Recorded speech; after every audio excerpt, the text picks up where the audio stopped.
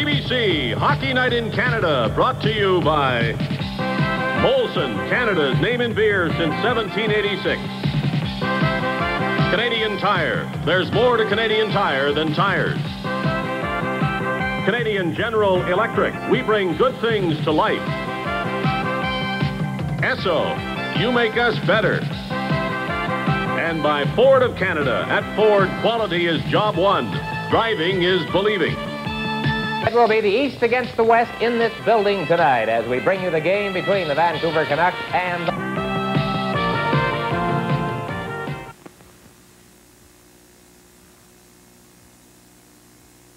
the Canadians have played 2 home games so far in this young season, and they have lost both. And the fans are getting just a little bit restless early as it is. Well, it's my pleasure again to welcome Mickey Redmond, who will be visiting us often during the season here in Montreal on our Saturday night telecast. And Mick, the Canucks make their first of 2 visits here tonight. They've lost 2 in a row on this road trip, but they tell us they've played pretty well. Another showdown between the Flames and the Edmonton Oilers. Hi, everyone. A big Calgary welcome to the Olympic Saddledome. You know, with the tension and excitement here right now, this could very well be the 7th and deciding game in a Stanley Cup final. When they built the Olympic Saddledome just 500 feet from the Stampede Corral, they were a bit concerned about losing some of that warm feeling in the old building. Well, I can tell you right now, if tonight is any indication, they have absolutely nothing whatsoever to worry about. There is a very warm feeling in this brand new building. Working with me on our history-making telecast tonight, 2 gentlemen who have worked around North America in every rink possible. And they're looking forward to working in the Olympic Saddledome, I can tell you that. Jim Robson and Howie Meeker. Before we hear from Jim and Howie, let's join the dignitaries for the official opening ceremonies from the Olympic Saddledome.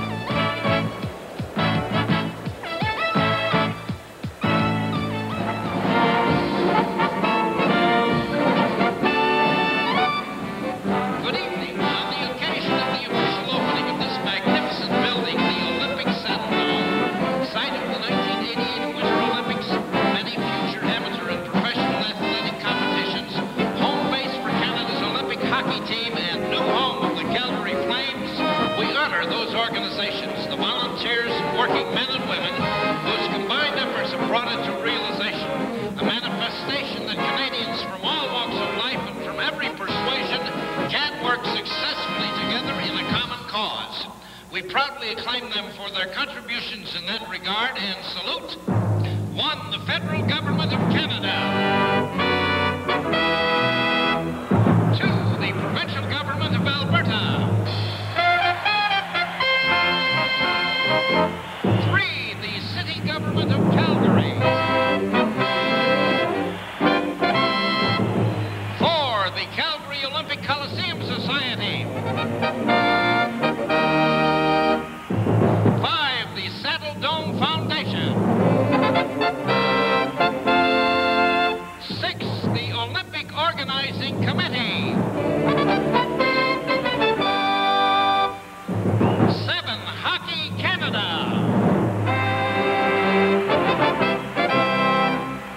8. The Calgary Flames. And 9. The Calgary Exhibition and Stampede.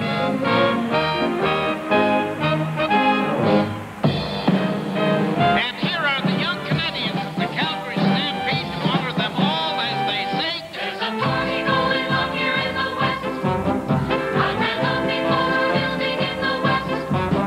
Where the folks have the desire to build something big and brighter and to really good and give it to the town. There was action and they hearken to the call. I've been building good and proud the world knows. At this moment so appealing, there's a certain joyous feeling in the thrill of waiting for the puck to fall.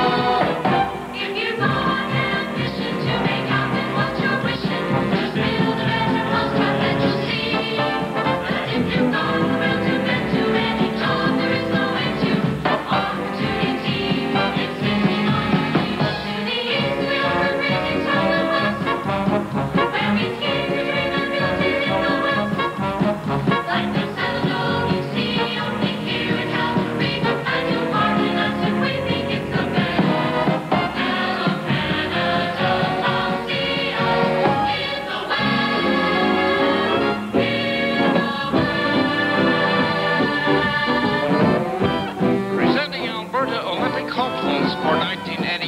Carl Tillman of Canada's national basketball team.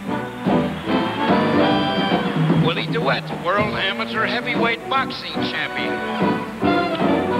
Kelly Kriska and Sharon Hamrock, Canadian and international duet champions in synchronized swimming.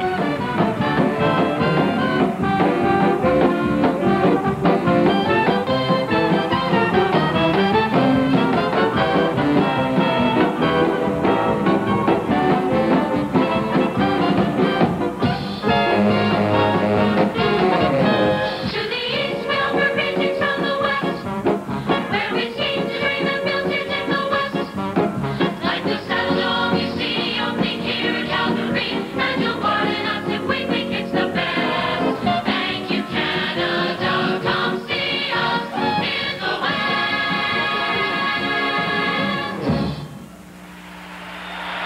Canadians all working together, building a dream and making it happen with joy in the present and a vision of the future. To the Olympics and beyond, we pay tribute to our homeland, our land of promise.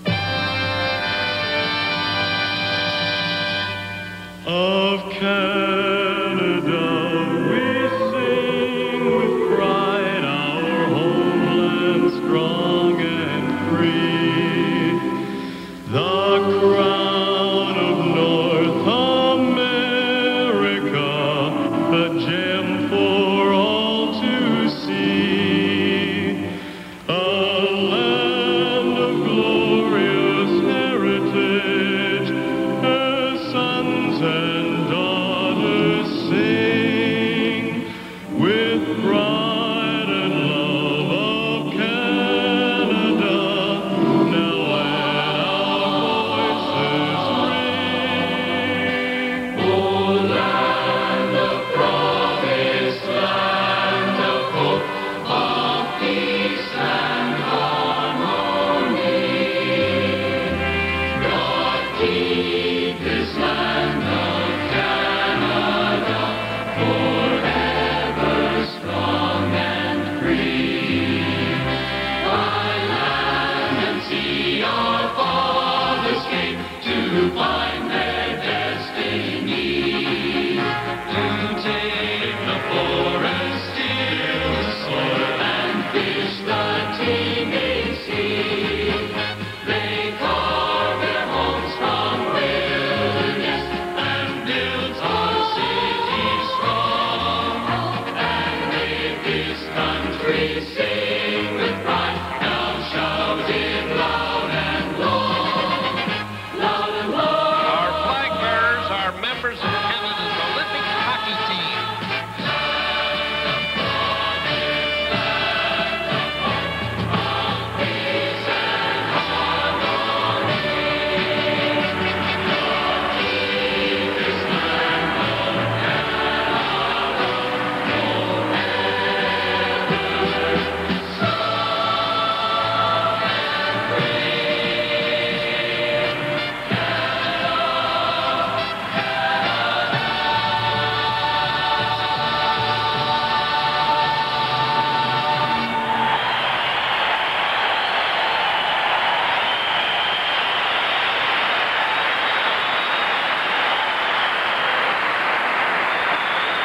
Here are the two Alberta teams competing this evening in the first hockey game to be played in this magnificent arena. The Edmonton Oilers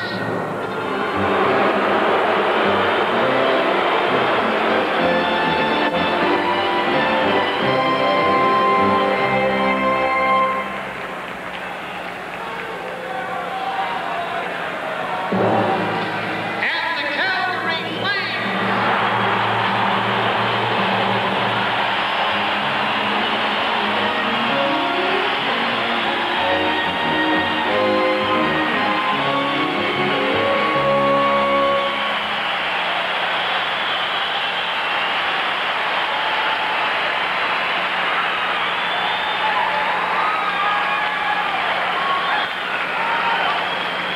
To participate in the ribbon-cutting ceremony symbolizing the opening of Calgary's Olympic Saddledome and representing the federal government is the Honorable Celine Hervé-Payette, Minister of State Fitness and Amateur Sport.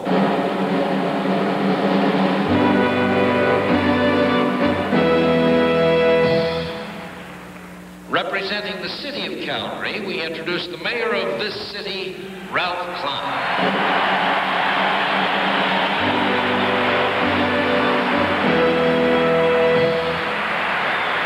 To cut the ribbon, the Honorable Peter Lougheed, Premier of the province of Alberta.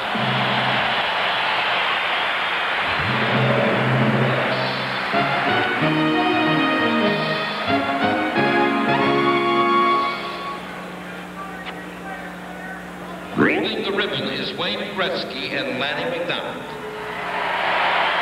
Mr. Premier, whenever you are ready.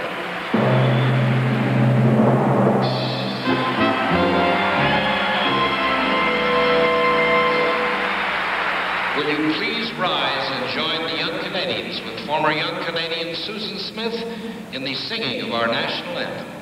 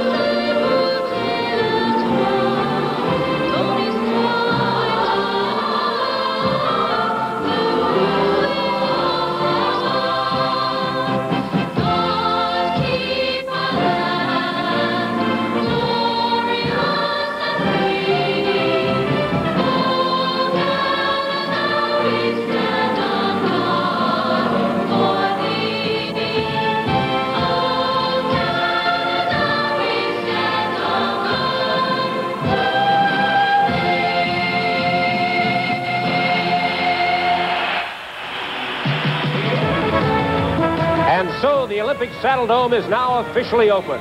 In just a moment, the dropping of the first puck. Hockey Night in Canada on CBC returns in just a moment. Calgary's Olympic Saddledome tonight. We now await the dignitaries to come back onto the ice, and to get this game officially underway, they will drop the first puck. The Calgary Flames and the Edmonton Oilers circling around. They will line up along the blue line, and now we see the dignitaries coming onto the ice to get this game officially underway. They will drop the first puck, as is traditional in most home openers. And of course, this night is very special for everybody concerned with the Calgary Flames, because it is their very first game in the Olympic Saddledome, after having played so long and so well in the old corral just across the street. This is Bill Hay you're looking at now, being escorted out to the center ice area, where they have laid down the red carpet. We're moments away now from the dropping of the first puck.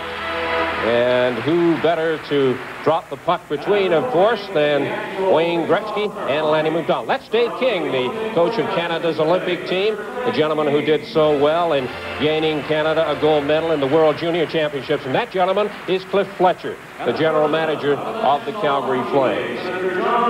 Frank King being escorted to the center ice area. All of these gentlemen, of course, took a very prominent part in getting this building underway. And there's the president of the National Hockey League, Mr. John Ziegler. And now coming into position, Wayne Gretzky of the Edmonton Oilers and Lanny McDonald. Mr. Ziegler shaking hands with both gentlemen. There's Lanny with the C on his sweater. Frank King will also help Mr. Ziegler to drop the first puck. And there it is. So I guess the game, the stadium, everything is officially open right now. Lanny McDonald shaking hands with Mr. King and Mr. Ziegler. Imagine the world. Tonight's game, Jim Robson and Howie Meeker. Gentlemen, take it away. I'm Jim Robson. This is Howie Meeker. And Howie, it's great to be here on a very special occasion, especially for the people of Calgary. But really, I think all Canadians will be thrilled by that great opening. Well, certainly, I think Steve Armitage hit it right on when he said this is truly a warm, exciting, and a class building. And Jim, it's just been a pleasure being able to sit here all night, watch Calgarians come in, take a look at the building, heave a sigh, and then a great big smile across their face. Well, they can be very proud of the building. We're very happy to see these teams.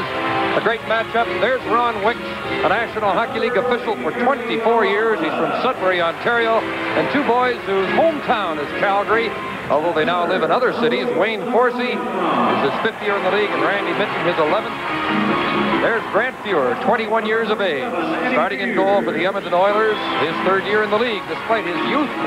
And at the other end, getting the call for Calgary, Reggie Lemelin.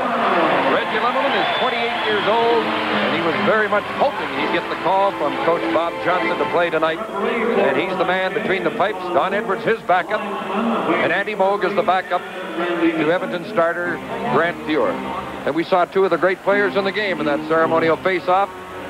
Lanny McDonald, the captain of the Flames, and the great Wayne Gretzky of the Oilers. Well, both, again, like the building, are class people, and both have tremendous hockey talents. Lanny's been around for quite some time, set an awful lot of records, and a standard quite high for all hockey players in the National Hockey League to shoot at. Wayne Gretzky, well, I guess he's just one in a million. Everything he does sets new records and opens people's eyes and say, hey, I don't believe it. Both great entertainers, both, I think, very, very proud to be part of this opening night ceremony. Well, the Flames will start with Doug Riseborough, number 8 at center ice. Number 9, Lanny McDonald, his right winger. And on the left side, 27 is Eddie Beers. Steve Conroy, number 3. Kerry Eloranta, number 20 on the Calgary defense. Kenny Linsman skating in for the face-off for the Oilers. Mark Messier, number 11, his left winger. And Anderson, number 9. Glenn Anderson, the speedy right winger. Also out there on the Linsman line as the puck is in the Edmonton zone to start the hockey game.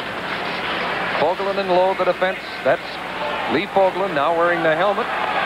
For years he didn't. Passing it to Lowe, who clears it out to center ice.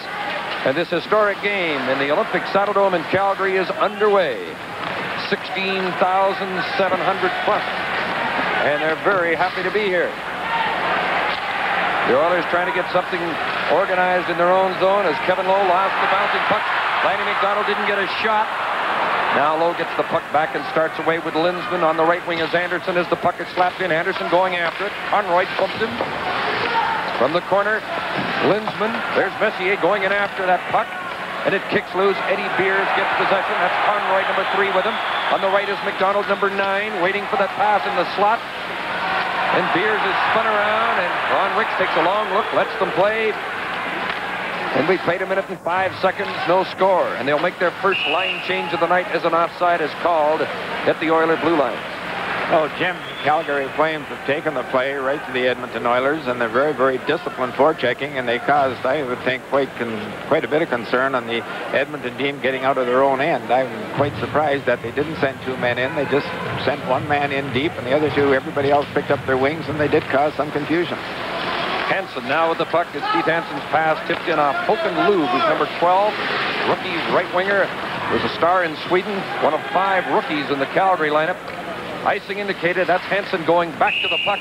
And we've played 1 minute and 23 seconds in the first game in the Olympic Saddledome. It's still scoreless. Early in the historic first game in the Olympic Saddledome, I'm Jim Robson with Howie Meeker, Steve Armitage, and the Hockey Night in Canada crew, and we're all excited too as Coffey rushes with the puck. A long shot by Curry is easily turned aside by Reggie Lemelin, the first shot on goal. Mike Eads. Eads moving in on Huddy. Charlie Huddy takes him at the corner. And Coffey gets the puck for the Oilers. There's the long pass. This is Wayne Gretzky coming in on Reinhart. The pass in front. The shot. They score! Yari Curry scores the first goal in Calgary's Olympic Saddledome. Well, here's Gretzky just picking up the puck. It's a 2-on-1. He draws the defenseman to him. A pass in the air over the defender's stick, and it's right on Curry's stick, and it's in the wide open corner. There's a break. How does Gretzky get the puck? Great pass. That's the ability to be able to put the puck in the air on the pass made that possible. Curry just had no trouble scoring the first goal here in Calgary. Curry on Gretzky and Coffey at 1:51. As you hear the announcement on the first goal of the hockey game, Yari Curry's 4th goal of the young season, Gretzky and Coffey assisting. 1:51 was the time. This is Jamie McCown. Shoot! Fuhr makes his first save on a nice rush by the big young defenseman McCown. Number 4, Paul Baxter, 34 is McCown. Baxter is 4. That's the defensive pair for the Flames. Tom Ralston with the puck. Randy Gregg takes a shot. Lemelin juggles it, but holds on to stop the play. Howie, do you think the teams look just a little tight here? Oh, there's a little pushing and shoving in front of the net. Baxter trying to square it up with Lumley. And there's going to be the first penalties of the hockey game as Ron Wicks is going to send them off. Baxter threw the punch into Lumley's face with a gloved hand there to sort of start that little rumble. Well, they'll get the first penalties in this big historic game. With the payroll savings plan. That is Paul Baxter serving the first penalty of the hockey game for throwing that glove hand punch into Lumley's face, roughing the call. 2:31 is the time, and this very potent Edmonton power play is on the ice. It led the league last year, and no reason why it wouldn't lead the league again this year. Well, I would have to agree with you with the talent they have out there right now. Unbelievable. Lemelin clears the puck down the ice. Now let's look at the Oiler power play. That's Huddy back to get the puck. Number 7 is Coffey, the other point man. Up front, Gretzky circling by the puck with Curry and Hunter, and here they come to center ice. This is Dave Hunter right in. Little backhander that Lemelin covered on the short side. Well, Gretzky again put Hunter home free with that pass in the air. The pass had to go 35 feet, and it went 25 in the air and landed right on the ice, flat as could be, right on Hunter's stick. Watch this, folks. This is just class, and every pass you make in the National Hockey League or in any game, the first 20 feet of it, if it's over that, should be in the air. Time and time again, that results. That's a good pass in the air, gets you that real good shot in the net. Gretzky trying that little move on the face-off. It was interesting before the team skate this morning to talk to Bob Johnson, the coach of the Flames, and Howie and I were talking about his team, but a lot of the time Johnson was talking about Wayne Gretzky. Was he ever? And how remarkable he is and how the puck always ends up on a stick. Doug Risebrough tripped, and Dave Hunter slams the puck, or Charlie Huddy slamming the puck off the boards after the penalty call. And I don't think Ron Wicks is going to even give him an additional 2 minutes for driving the puck down the ice. But certainly Huddy will get a hooking penalty, and the teams will be 5 aside. Well, I think you fans have to judge this, whether this is a hook or not. I kind of think maybe Dougie fell over his own feet, but still in all, Charlie Huddy under the same conditions shouldn't have taken a chance at all. 3:05 the time of the penalty, and love those replays. It did look like Risebrough had gone down before Huddy's stick went in among those skates. But the teams are 5 aside for the next minute and 26 seconds. That's the time left in Baxter's penalty. The score is 1-0 for Edmonton. Yari Curry scoring the opening goal at 1:51. First time these teams have met each other in the season, but of course, being in the Smythe division together, they will meet 8 times. Here comes another penalty, this time a Calgary penalty, as Glenn Anderson was tripped up going along the boards. Interference is the call. You see that interference indicated by referee Wicks. Well, I kind of think go to the penalty box. I kind of think this was a hook. Certainly, he laid the stick just above the hips. I didn't pull him very hard at all, but Anderson's pretty smart. If Risebrough can take a dive, well, then certainly Anderson can take one as well. Howie, the teams look tight. Don't you think they're very nervous in this situation? I kind of think they are. One of the big problems Bob Johnson said he would have is not to get his players caught up in the excitement of the opening of this grand building, and I would think so far both teams are just a little tight, but certainly Gretzky's not. No, he looks very comfortable out there. He set up the first goal and made a couple of fine plays early stages of that power play. Now it's another power play opportunity as both Baxter and Eaves are in the Calgary penalty box along with Huddy of Edmonton. Mark Messier dropping it back to Kevin Lowe. Watched by Risebrough. Puck went behind the net and Conroy poked it to the corner. There's a trip by Reinhardt. The play goes on as Lowe gets the puck. Gretzky from the right point making his move. Watched by Risebrough. Breaks up the play, and that draws the biggest reaction so far in the hockey game. Kevin Lowe, first draft choice in '79. Shooting it in as Messier couldn't catch up with it. Steered to the corner by Lemelin, right onto the stick of Glenn Anderson.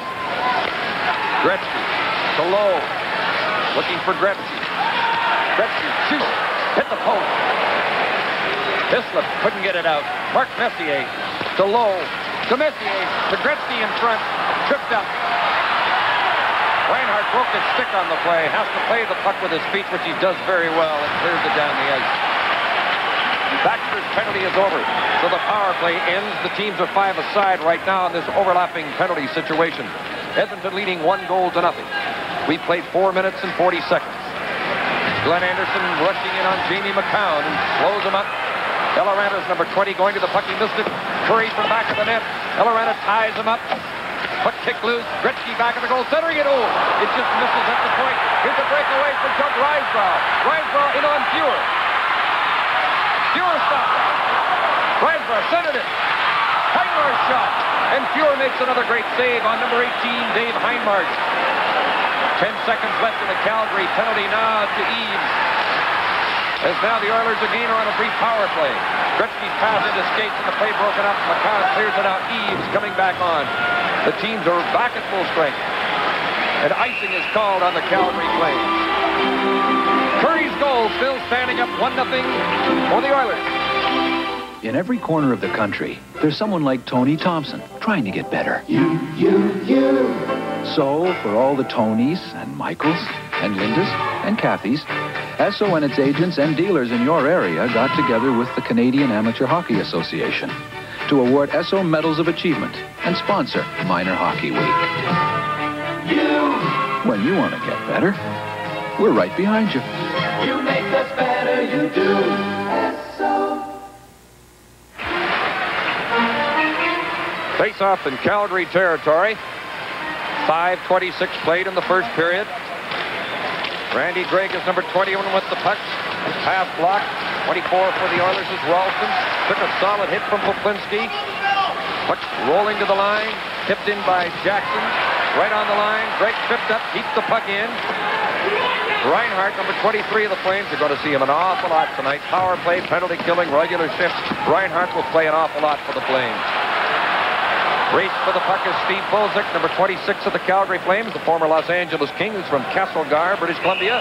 Poplinski stole the puck, but a delayed offside was in effect. So as soon as the Calgary player touched the puck, the play was whistled down. We got a pretty good hockey game going here now, Jim. It's going in from end, and Doug Rysbrough had an excellent chance to score a goal. Here he is, home free, no one within 20 feet of him. And watch when he goes to his left. He gets Fury, he takes the feet and the fake, and the puck just jumped and rolled over top of his stick. He tried to get it high on the short side and didn't get it in. Right after that, the puck went out in front of the net, and Heinmar's, that was a Heinmar's shot. Fury was coming back and made a pretty good save. Excellent save, in fact. Number 2 is Lee Fogelin, who was a former captain of the Oilers, and now the C has been passed along to Wayne Gretzky. Lowe chasing the puck back to Fuhr. Just past the 6-minute mark of the first period, and icing coming up on Edmonton. Not dressed for Calgary tonight are Mickey Vulcan, Kent Nielsen, who's out with a bad back, and that's a real concern to the Flames, having the high-scoring Nielsen out of their lineup. Kerry Yellinen not dressed, and Greg Meredith is still out with a leg injury. The Oilers also have one injured player, Willie Lindstrom, out with a Charlie horse. Might be able to play tomorrow night, though, in Edmonton against Calgary.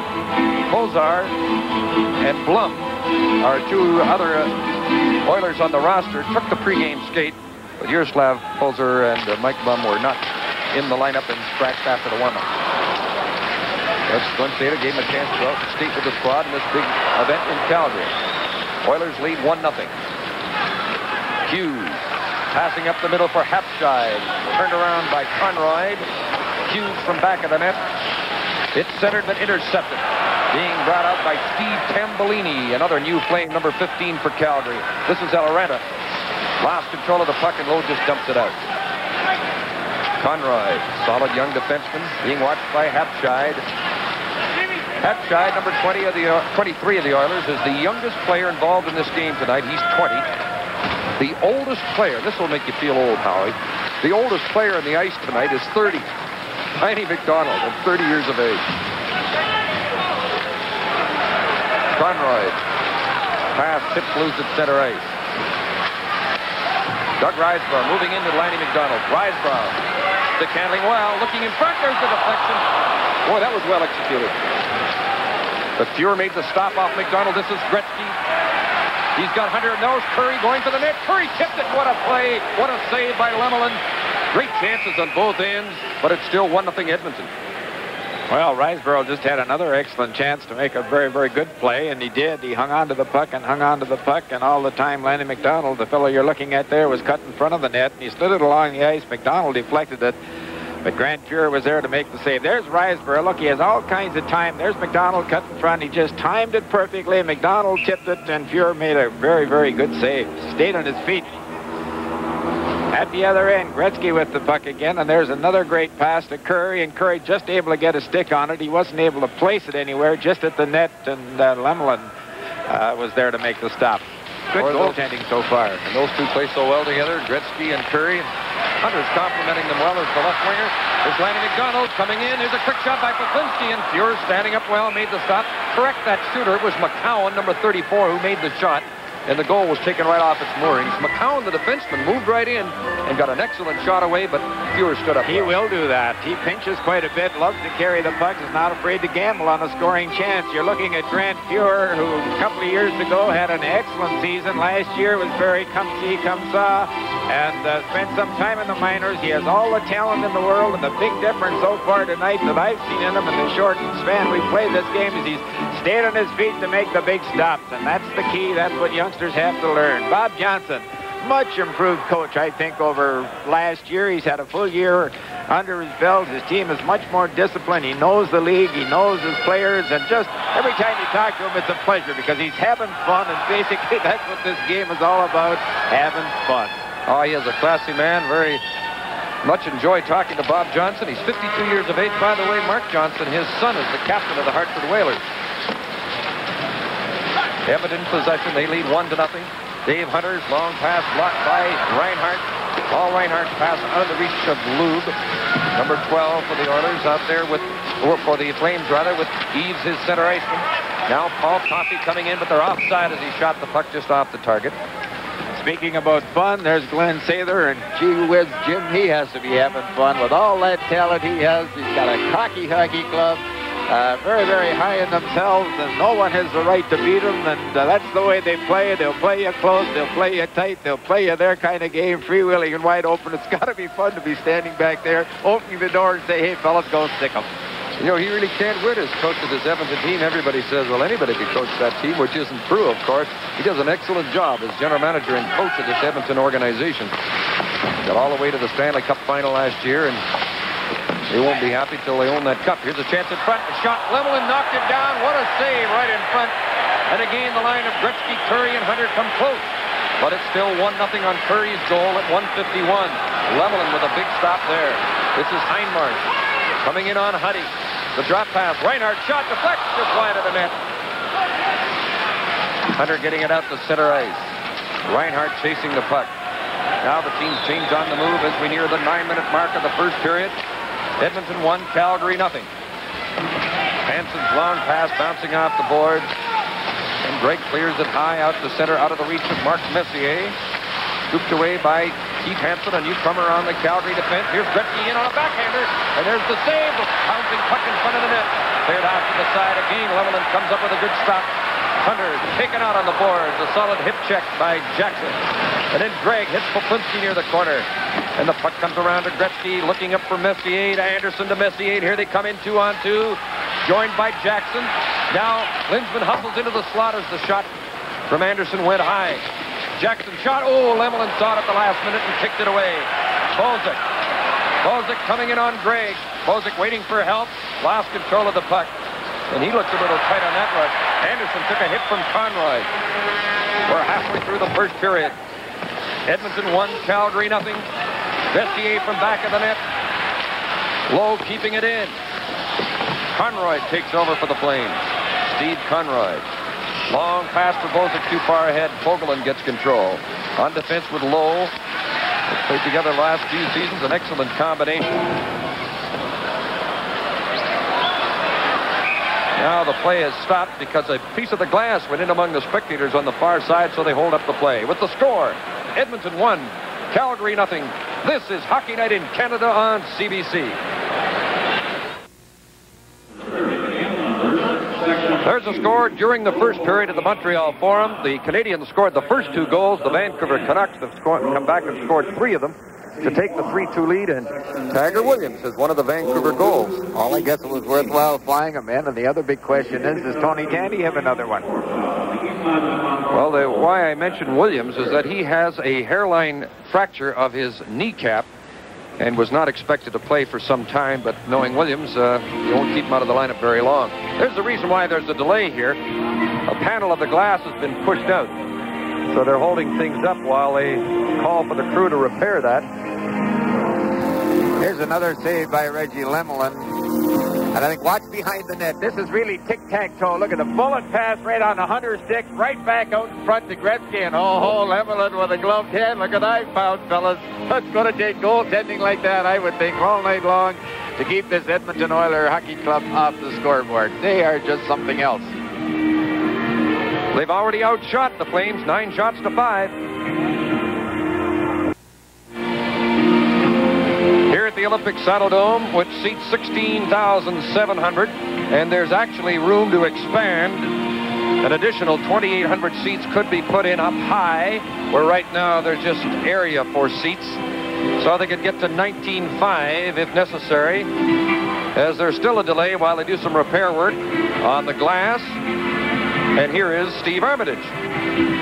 Thank you, Jim. Coming up during our second period intermission tonight, we'll use the talented hands of this gentleman, a Calgary artist by the name of Dave Elston. We'll take a different look at this beautiful building and, more importantly, the people inside. That's coming up during our second period intermission tonight. Okay, Steve, and there's the crew going to work here. By the way, they've done a terrific job here to get the building ready. I talked to Cliff Fletcher, the general manager of the Flames, when the season opened in Vancouver, when the Flames beat the Canucks 5-3. He said, well, we'll open in it. We have to open in it. But he said there might be some things not ready. Well, Howie Meeker, you can look around in here today as we did, and I don't think there's anything noticeable that isn't ready. They have done a great job getting it ready and can be very proud of that. Well, they certainly can, and I have to go back to the remarks of Steve Armitage and the ones that I also made off the top of the show. I think it's a great hockey game, but I think I'll carry in my mind just the smiles of the Calgary people as they walked in and just saw this magnificent building. It really is something else. It's something, as Jim said, all Canadians, all Albertans, and certainly all hockey fans should be proud of. I would think the hockey clubs around the National Hockey League are just going to enjoy playing in here too, because it has good sound qualities. Well, quite a delay while they do the repair work on the glass, and there's where we work. We're about, I guess close to halfway up on the side behind the players' benches, near center ice. Excellent view of the action, great place to work. The press box and the radio broadcasters are way up high, looking down on the ice. Very good facilities. The dressing rooms, well, they're terrific. The Calgary room is large enough to get lost in, and even the visiting room is excellent size, great facilities. Of course, the old corral next door is quite a building too, but it's the new Olympic Saddledome now.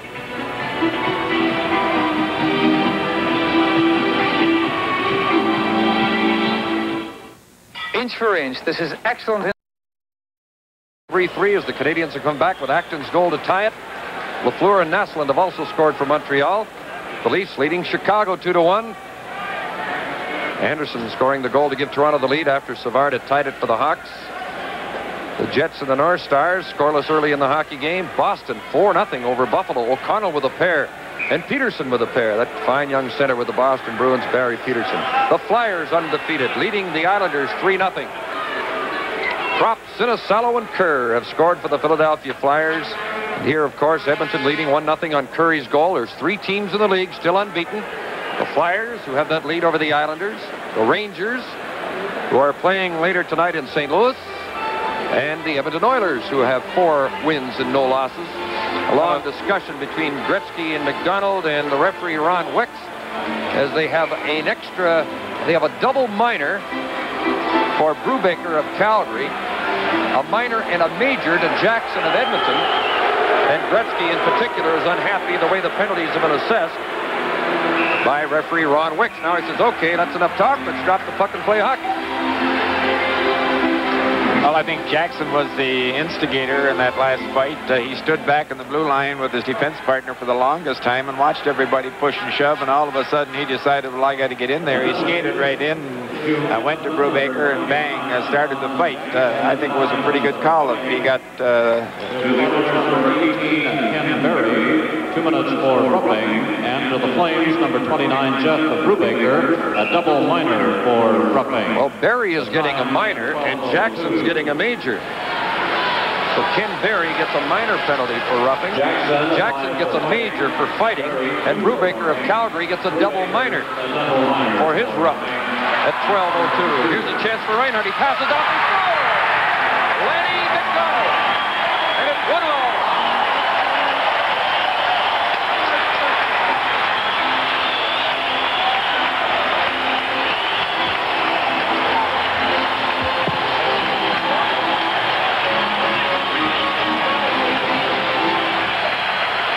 Beers makes a great pass at the blue line. Watch this, right through it into the middle, right on the stick.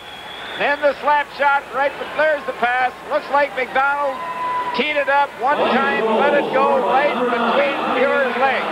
Watch Beer when he's standing, legs apart, couldn't get them closed in time. Stick off the ice, along the ice between the legs and in, but a great, great pass made by Beers just outside the blue line.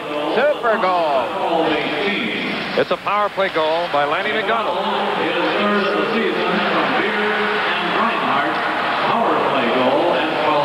Beers and Reinhardt getting the assist at 12:18 of the first period. It's a 1-all tie.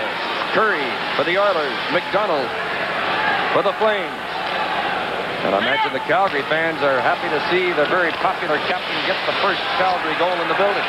Curry trying to put it in front for Gretzky. Lube with the puck. Hook and Lube. Reinhardt brings it in on low. Reinhardt with a nice move, and the pass tipped off a skate. Now he plays it to the circle. Lube trying to center it. Eaves couldn't get it to get a shot. Here comes Gretzky trying to get loose. Hansen trying to cut him off. Puck is poked loose. A shot. Whistles high as Curry put it off the target. Gretzky to low. A shot by Fogelin is covered on the short side by Lemelin. Mike Eaves is number 7, turning in his own zone. The teams are at equal strength, 5 aside right now. McDonald has tied it up for the Flames, knocked off stride by Anderson. Anderson getting a pass from Huddy. Charlie Huddy shoots. Lemelin stops it. The rebound's in front, hit the post. Gretzky hit the goal post. What a chance for Gretzky to restore an Oiler lead. Gretzky back of the net, but the puck went to Eloranta. Gretzky in front. Right on the goal line, but the play was whistled down, and there would not have been a goal had it gone in, as it was a high stick that stopped the play. Face-off comes outside the Calgary zone. Well, a moment ago, that man you're looking at had a wide open half of the net and slid it against the post. Here's Gretzky one-on-one, and this fella does this all the time. There's the shot. Lemelin makes the save, loses the puck. He went down to make the save, something he normally doesn't do. And Gretzky picked up the rebound, and as you saw, had all kinds of room to put it in. There it is. Just couldn't get it hold of it in time. That's excellent camera work. Thanks, fellas. 1-all tie with 6:05 left in the first period. Eloranta starting up ice. Watched by Messier and Anderson. There's a pass right into the skates of Hislop. Keeps after the puck, and it's going to be offside as Popinski was trapped inside the blue line. The weather in Calgary tonight, as you look at the greatest mustache in hockey, from nearby Hanna, Alberta, Lanny McDonald. The weather is cloudy and cool, 2 degrees. The odd snow flurry around Alberta today. You know, everybody said Lanny McDonald, 66 goals last year. He can't do it again this year. I wouldn't say it's impossible with the great start he's had so far, and you give him enough shots, he'll put them by goaltenders. He has just a wicked snapshot and a very, very heavy slap shot, and they're usually on the net. Lanny McDonald now has 388 National Hockey League goals. In goes Messier, turned offside by McCown. Linsman centering the puck. 22 is Charlie Huddy. For Messier back of the net. Popinski trying to tie him up. Puck rolled in front. Lemelin swept it to the corner. Linsman putting it to the crease, and Lemelin covers it up. Reggie Lemelin, I'll tell you, he's got all kinds of natural talent. He's not a good stand-up goaltender. Some nights he is, some nights he isn't. He's got good legs, good hands, good anticipation. He's what they call a street goaltender. When he's hot, he's hot. So far tonight, he has been very, very hot. I have seen him play some excellent goal for the Calgary club. In fact, I've seen him play as well as any goalkeeper's ever played in the National Hockey League. And if he stands up just a little more, I just think he could be as good as anybody in the game playing that position. Good goaltender. This is his second game of this season in Winnipeg. In a 1-all tie, he faced 48 shots. So he was great that night for sure. Calgary got a goal in the last few seconds to get a tie that night at the Winnipeg Arena. The Flames have played their first 3 games on the road with a win, a loss, and a tie.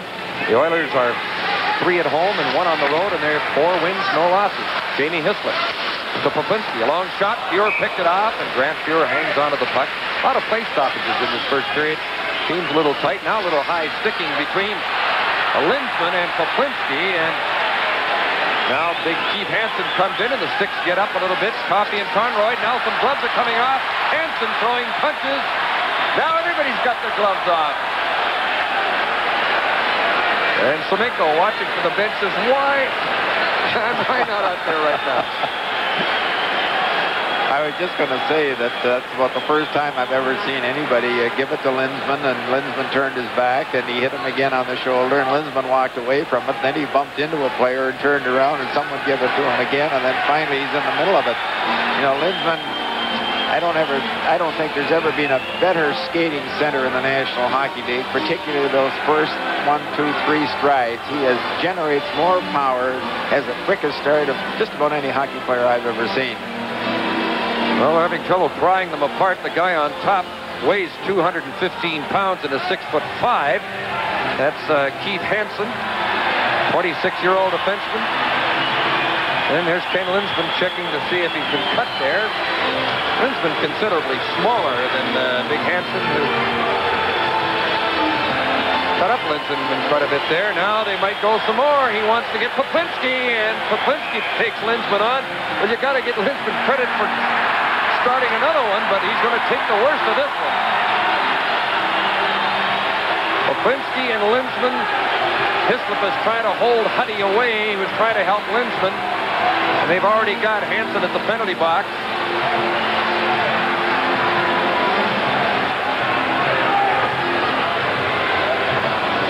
Well, Hansen's going to get the heave-ho tossed out of the hockey game. There's Popinski and Lindsman. Now, it was over. Now Popinski throws another one. It looked to be over, and Lindsman skated by Popinski, and something said and done, and away they went again. Well, he's known around the league as the instigator, and I think Philadelphia actually got rid of him because as good a hockey player as he is, he had about 300 minutes in penalties every year, and he really, really did hurt the club.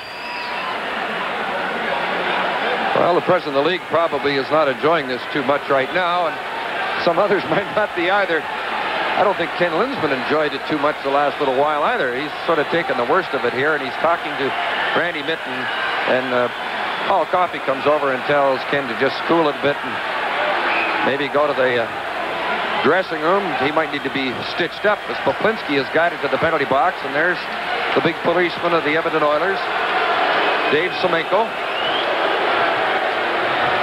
Popinski being guided to the Calgary bench now, and right on through the dressing room. There's Popinski.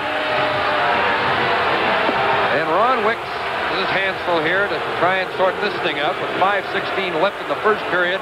A 1-all tie, and it's going to take a long time to play this hockey game tonight if this first period's any indication. And now the huddle of the officials, Wicks, Horsey, and Mitten.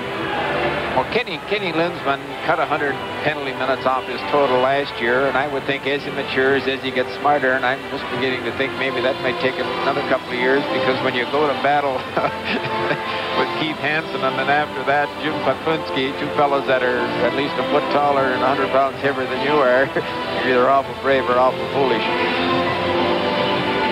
Well, you know, in the hockey, when as long as fighting is allowed in the sport, there's going to be outbreaks, and there are a lot of tough guys around the league, and I think Calgary have added to their toughness this year.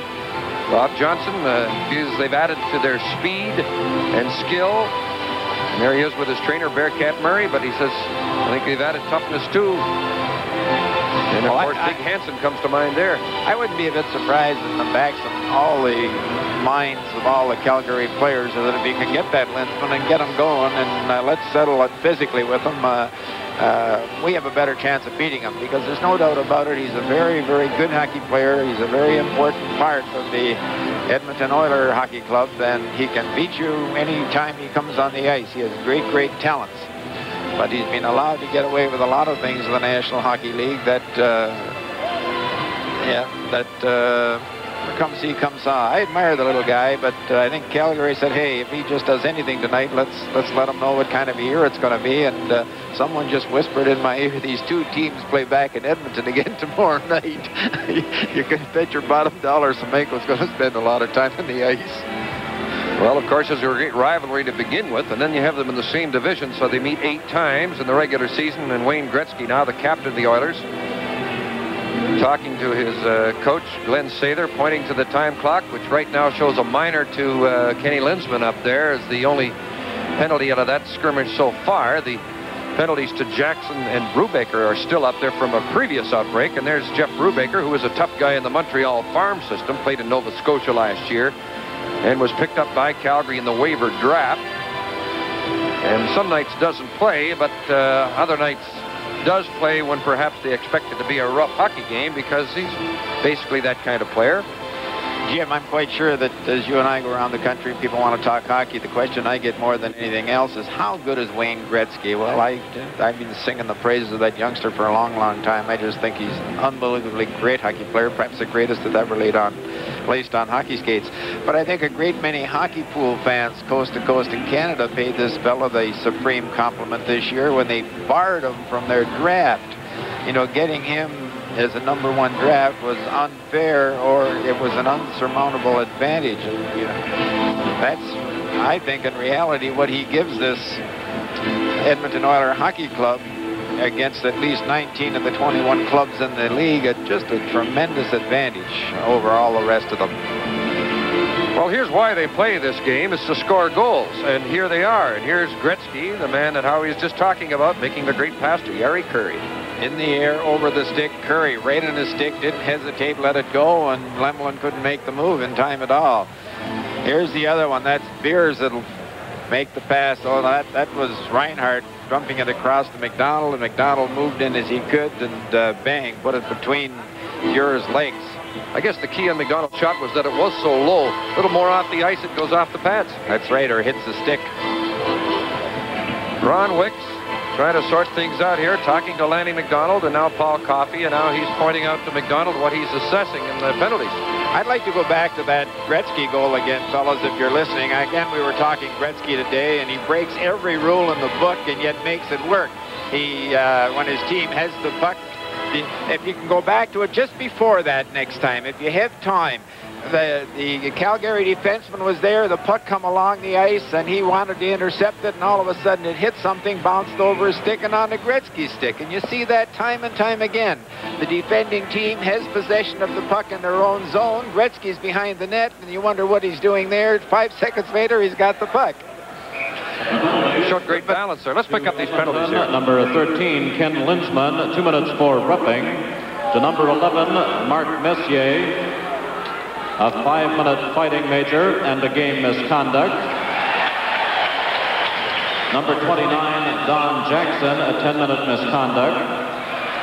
To the Flames, number 24, Jim Poplinski, 5 minutes for fighting, a 10-minute misconduct and a game misconduct.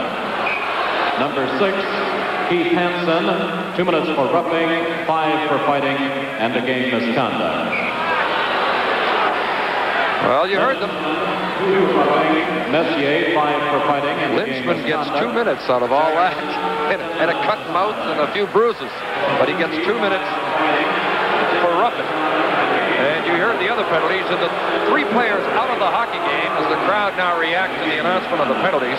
Mark Messier's through for the night. But Calgary loses 2 players, Jim Poplinski and defenseman Keith Hansen. So obviously, referee Ron Wicks feels that they instigated the fights and carried them out when they were told to stop. In that case, they're out of the hockey game. 67 minutes in total, if you're keeping track. In comes Coffey. 1-on-1, a shot just missing the Calgary goal as Lemelin covered the short side. Now Mike Eads comes back. Look at all the room to skate. They're playing 4 aside, including the goaltenders. Reinhardt knocked to his knees, puck going loose. Reinhardt gets it again, passes it in front, it tips to the corner. Now Coffey gets possession. Coffey, Huddy, and Gretzky out there just skating around. Coffey controlling the puck in a 1-all tie. Getting back to playing hockey. Pass knocked down easily by Eloranta.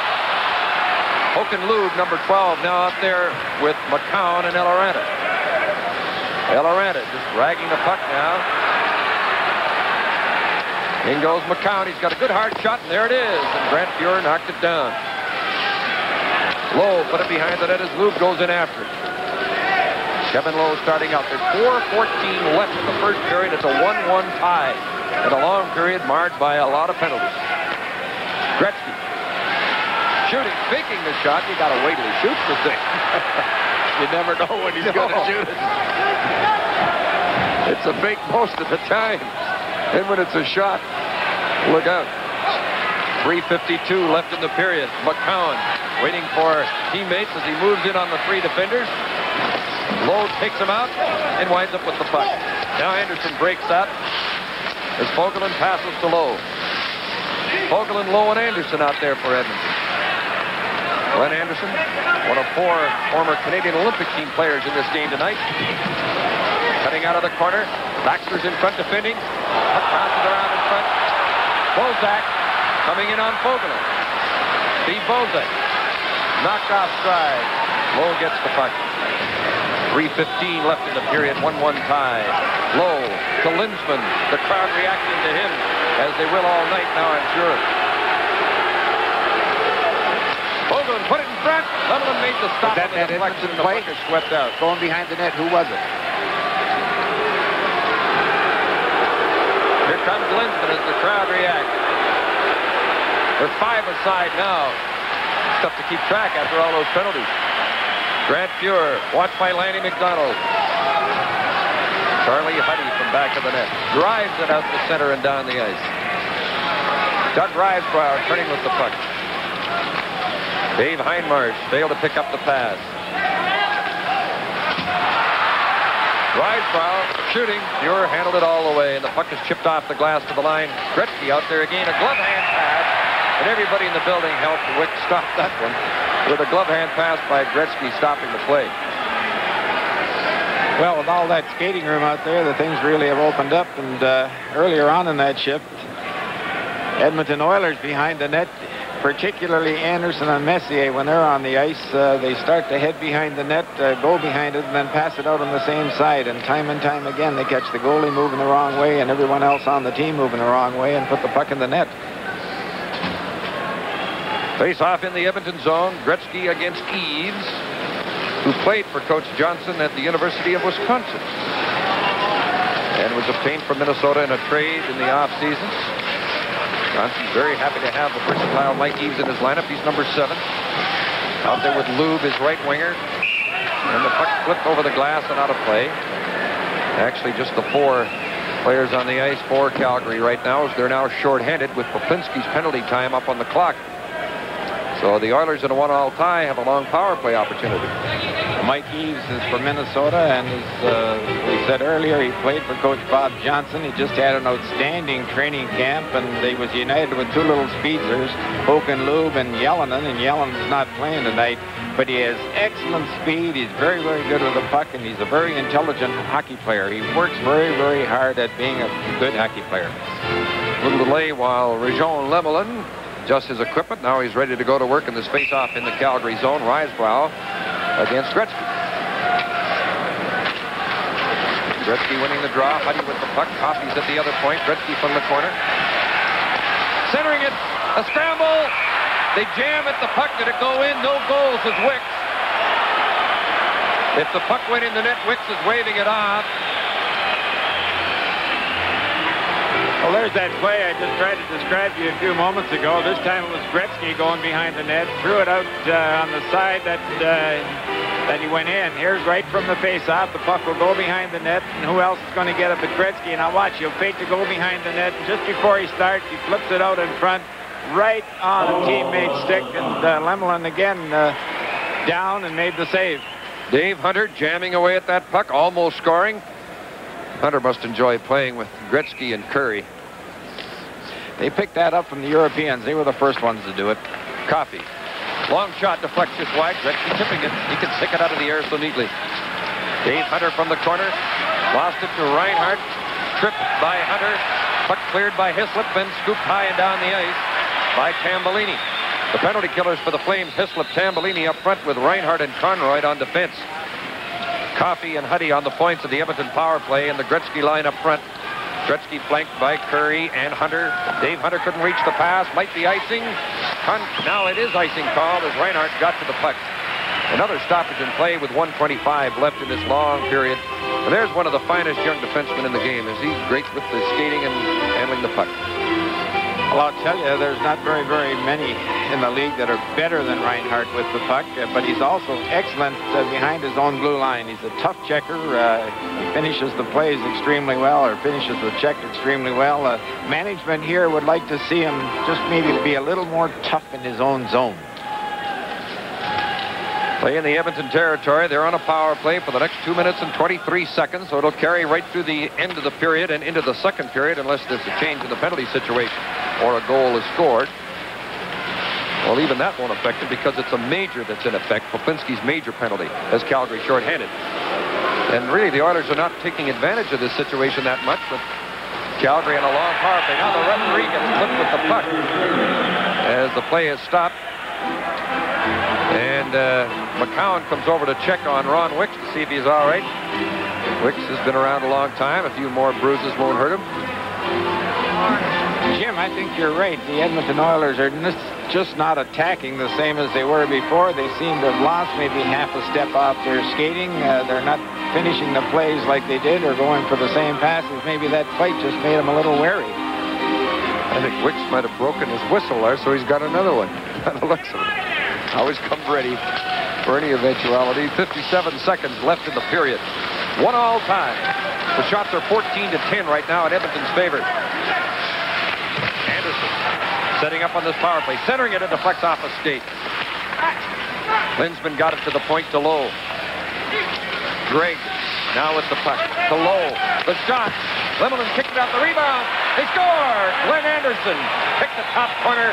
Anderson makes it 2-1 Edmonton. What a save Lemelin made, though, on the shot from the point by Lowe. Just a great, great save. All right, here's the pass across. Lowe has the puck. Look at this shot. Great right leg save by Lemelin, but he wasn't able to control the rebound. Right back out in front on Anderson's stick, and he put it up high. The only place he had room to put it upstairs, and that's where he tucked it. Excellent shot by Anderson. What a shot. What a great shot. Anderson's fourth goal of the season. Lowe and Gregg assisting. 19:25, a power play goal puts the Oilers back in front. Lowe from the point again. 22 seconds left in the period. Randy Gregg loads the shot and deflects wide. McCown taps the puck to the board. Goes in with Anderson. Anderson getting control. Gregg to Lowe. Into the slot for Anderson. Knocked down. There'll be a penalty to Risebrough. And now the play is stopped for this penalty to Doug Risebrough with 4 seconds left in the period. Oh, there's no doubt it's a penalty. Just watch this. Watch the leg in the ice. Just kick the feet right from underneath Anderson. Risebrough and Anderson had been going at each other over along the boards, and that was just a carry over from it. Hooking the infraction. Keep the calculator handy to figure out the penalty minutes in this one. We'll be close to the 100-minute mark before this game's half over, unless the pattern changes. Flames penalty. As we announce Risebrough's penalty. There's still 1 minute and 6 seconds left in Poplinski's major. Risebrough for hooking. Just 4 seconds left in the period as Eves and Gretzky face off. Chance for Curry to shoot, and it deflects wide off of Semenko in front. The time runs out. Well, Howie, the long first period is over. Well, it certainly is, and the Edmonton Oilers, I think, have a deserved 1-goal lead. Certainly, Reggie Lemelin made 6 or 7 big saves, as did Grant Fuhrer. Pretty good period of hockey in spite of all the fighting. The Oilers with a 2-1 lead, and they outshot Calgary 16-10. Now let's have a look at this week in hockey.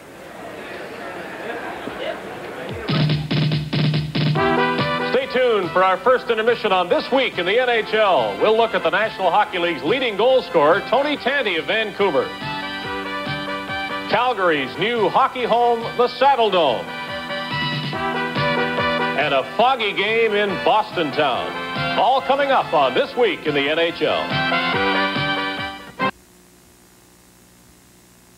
It's Hockey Night in Canada, and now there's the Hockey Night in Canada TV game book. It's the new Hockey Action Digest, jam-packed with action color photographs, team lineups, player profiles, up-to-date NHL statistics, trivia quizzes, word puzzles, and more. Something for every week of the season. The TV game book, a must for every hockey fan from CBC Enterprises. Available now wherever sports books are sold. And now, from the Hockey Night in Canada Control Center, This Week in the NHL, an inside look at the past week's activity throughout the league. Here is Dave Hodge. Welcome to This Week in the NHL. Tony Tanti once scored 81 goals for the Oshawa Generals, but that was junior hockey. Last season, his first real crack at the NHL, he had 8 goals in 39 games for the Vancouver Canucks. This season, 7 goals in just 5 games, and he's got explanations. Mainly because of my centerman, Patrick Sundstrom, who's attracting a lot of attention, and he's, when he's carrying the puck, there's always 2 or 3 guys on him, which leaves me open. And our defense are coming up on the play, and I have a lot more confidence this year, which usually I just shoot the puck inward. I'm carrying the puck a lot more. And the Vancouver Canucks, we're a lot more offensive because of our line, and our defense are coming up again. And Rogers, he's really hard on defense, but he's saying this year, go for it, and see what we can do. The NHL's first regular season overtime goal since 1942 was scored a week ago tonight by Bob Bourne of the Stanley Cup champion New York Islanders. It gave them an 8-7 victory over Washington in a game in which they had trailed 5-1. The New York Rangers are off to their best start since the 30s. The addition of defenseman Willie Huber has made them better and bigger, according to somebody who should know all about the advantage of size, Ranger captain Barry Beck. With Willie, he gives us that added bonus size in front of the net. We're able to clear away those forwards in front of the net, and Weeksy and Glenn Hanlon are able to see the puck a little bit better. But he's definitely going to be a helpful addition. Thursday night, shades of the 1975 Stanley Cup Final between the Philadelphia Flyers and the Buffalo Sabres. The Montreal Canadiens and Boston Bruins had all sorts of problems with the elements. On a hot, sticky night in Boston, the Canadiens had trouble with the Bruins. They lost the game by a score of 4-2. Coming up next, we'll have more on This Week in the NHL.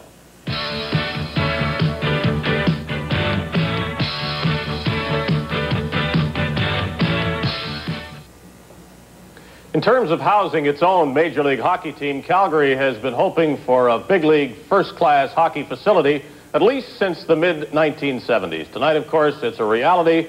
The National Hockey League's first ever game at the Saddledome is being played. In the beginning, Calgary's quest for a Major League Hockey building started in 1975 when Jimmy Patterson transferred the Vancouver Blazers of the World Hockey Association to Cowtown and appropriately renamed the team the Cowboys. Joe Crozier's team was to provide the catalyst for the construction of a 15,000-seat arena at a cost of $20 million. But the league that provided Bobby Hull and the European Jets and the farewell tour of Gordie Howe couldn't make it here. And when the team failed to attract 3,000 season ticket holders to the tiny Stampede Corral, not only did talk of a new arena die, but the Cowboys themselves rode off into the sunset in the summer of 1977. The prospects for a new building lay dormant until the spring of 1980, when another Vancouver millionaire took another chance on Calgary as a big league hockey town. Nelson Skalbania shocked a lot of people when he bought the Atlanta Flames and moved the club to the Canadian Rockies without any assurance of a new building. But within 48 hours of announcing the move, Skalbania had received some 11,000 season ticket applications for the 6,500-seat Corral. The need for a big hockey rink was now real. Financing for the new building was made easier when a group from the Calgary Booster Club, headed by Frank King, became serious contenders to land the 1988 Olympic Winter Games. But no longer was the price tag in the $20 million range. Designs were being drawn up for a $60 million building. Adding the cost of land, the total figure rose to $83.4 million, and even that proved to be a conservative estimate. construction of the unique building with the saddle-shaped roof began in the spring of 1981. Calgary, then in the last stages of a building boom. It was hard to get contractors, hard to get building supplies. But with the Flames coming off their most successful season and Frank King's team coming through with the Winter Olympics, there was great pressure to get the building finished quickly. The construction team decided on the fast-track method. That meant construction started even before the design was complete, and that led to big trouble. First, the design team began making changes to the original plans. And when construction of the saddle-shaped roof became somewhat confusing, the completion date of December 1982 was delayed 10 months. But more important to Calgary taxpayers, rumors of a large cost overrun began to surface. The deficit was made public this summer. It was $16.5 million, bringing the total cost of Calgary's first big league arena to just short of the $100 million mark. The Olympic Saddledome became the talk of the summer. And while the cost overrun dominated the minds of the politicians and the media, the hockey fan didn't really care about the labor pains. He just wanted to see the baby. And this baby is something special. 16,700 seats with room for additional 3,000. A lavish restaurant. 33 box suites. And the list goes on and on. Calgary's new Olympic Saddledome, a controversial landmark indeed. But opening night will long be remembered as the evening that Cowtown officially became a Major League Hockey city. I'm Gary Arthur for Hockey Night in Canada. It used to be fashionable to sit in box seats. Now the arenas of the 80s feature box suites. We'll look at our plays of the week as Hockey Night in Canada continues in just a moment.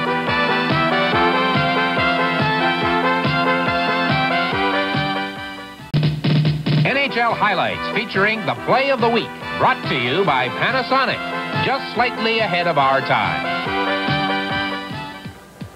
The Montreal Canadiens' 1-3 start has been disappointing, but the one victory over their arch rivals, the Quebec Nordiques, was certainly satisfying, and so has been the play of Guy Lafleur. 4 goals in as many games. He had the game winner against Quebec on Monday night. Thursday night, the New York Rangers continue to kill penalties, continue to win. Their opponents have had 33 power play chances, and the Rangers have blanked them 33 times, and the Rangers also score while they're shorthanded. This goal by Mark Pavlich helping the Rangers win number 5 in a row over Washington. The Capitals are struggling. Last night, they were beaten by the Pittsburgh Penguins, and there was a penalty shot awarded to Dave Hannon of Pittsburgh, hauled down by Washington's Greg Thaberge. Hannon starts from center ice, and he'd never had a penalty shot at any level of hockey. But his first penalty shot was a goal against Pat Riggin. And now it's time for our Panasonic play of the week. Earlier we heard Tony Tanti credit linemate Patrick Sundstrom for his fast start. He said Sundstrom draws a lot of attention. Well, I don't know how much more attention Tony Tanti could draw than on this play last Sunday against the Toronto Maple Leafs. Tony Tanti with the puck, well, decides to go the other way, behind the net. And what is there for him there? A dipsy and a doodle, and another one, and around behind the net, and the Leafs are watching Tanti all the time, but can't prevent one of his 7 goals this season. Another look at Tony Tanti, the former 81-goal scorer in junior hockey. Now 7 goals in 5 games as a Vancouver Canuck. None prettier than that one against Toronto, and that is our play of the week. The play of the week has been brought to you by Panasonic, just slightly ahead of our time.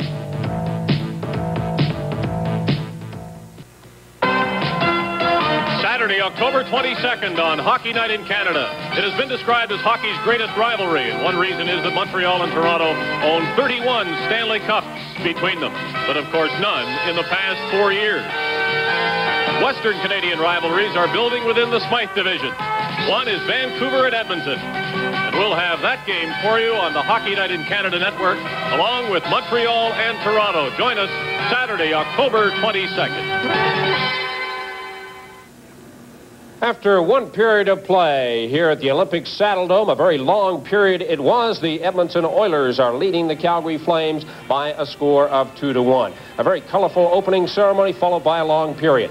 Vancouver and Montreal are tied at 3 in the second. It is Toronto leading Chicago by a score of 5-2. Minnesota have a 1-0 lead over the Jets. Danny Marouk has scored the lone goal for the Minnesota North Stars.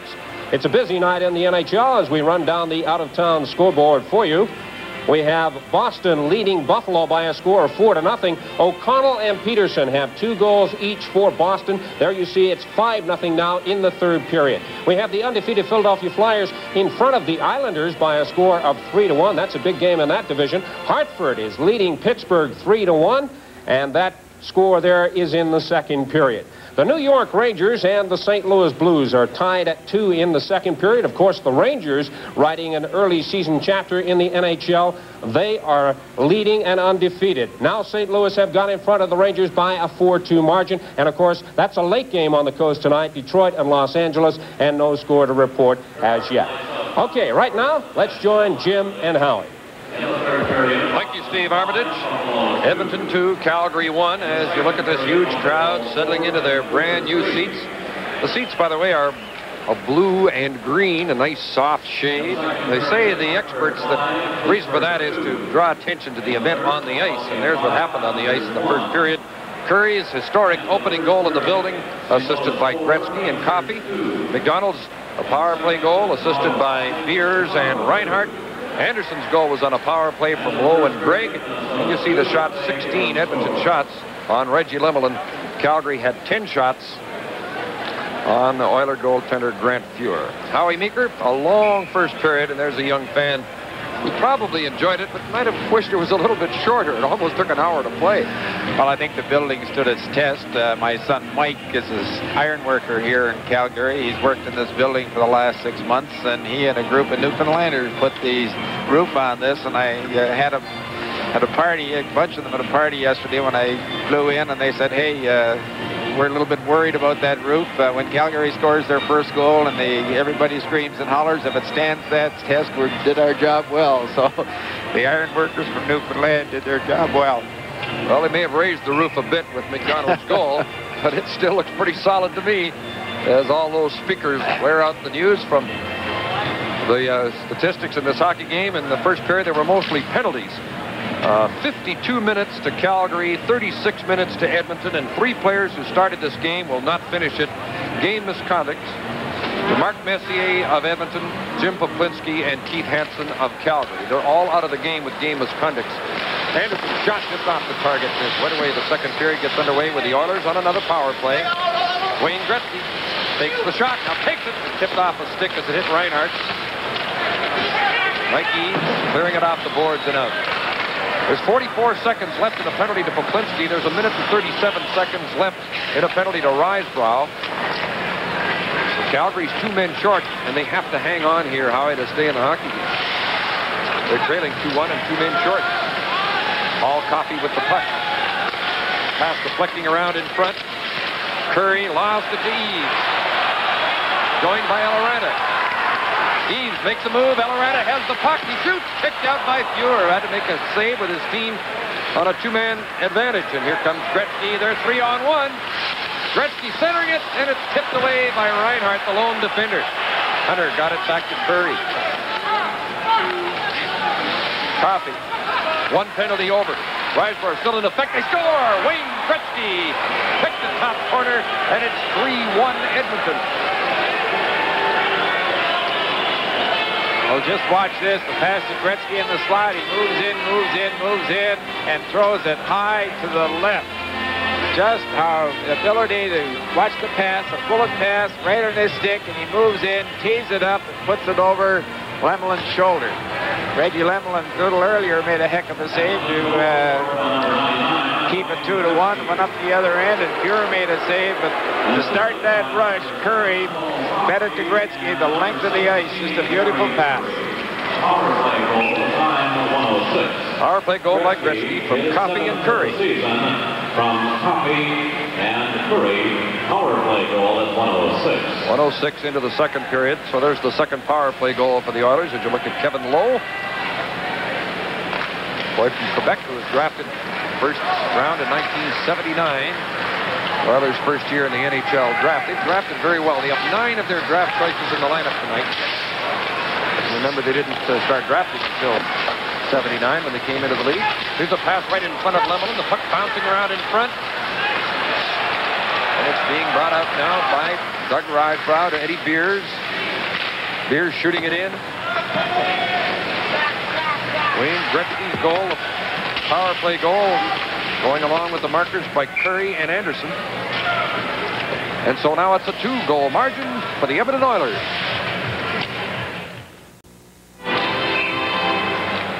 Ralston and Bozak on a face-off in Edmonton territory.